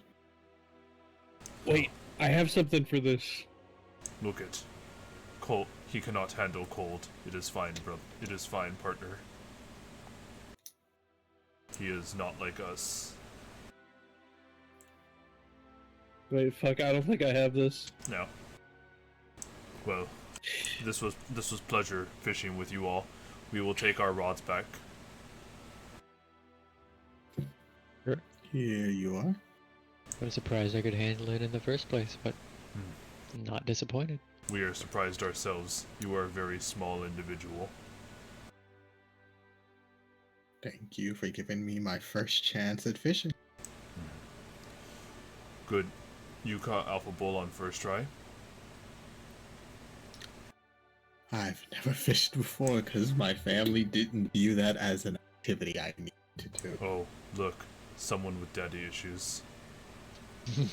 What? Damn. I know, right? What? They could smell it. He Yes. seems a bit of angry and a bit of sad. He doesn't know how to fish. It is okay. Many people walk a confused life. We are very much. It takes years for you to find your true self, little warrior. But you caught Alpha Bull on first try. Is good sign. You all be safe, and remember, winter's grasp is unforgiving. Make sure to keep an eye out wherever you camp. The two then shift back into their polar bear state, over in your guys' direction, and go walking off out of sight. Bro, why would you agree with them that I have daddy issues? I'm just gonna have my companions huddle around me for you. I don't know if you remember, Vivian, but a couple days ago, we had a discussion.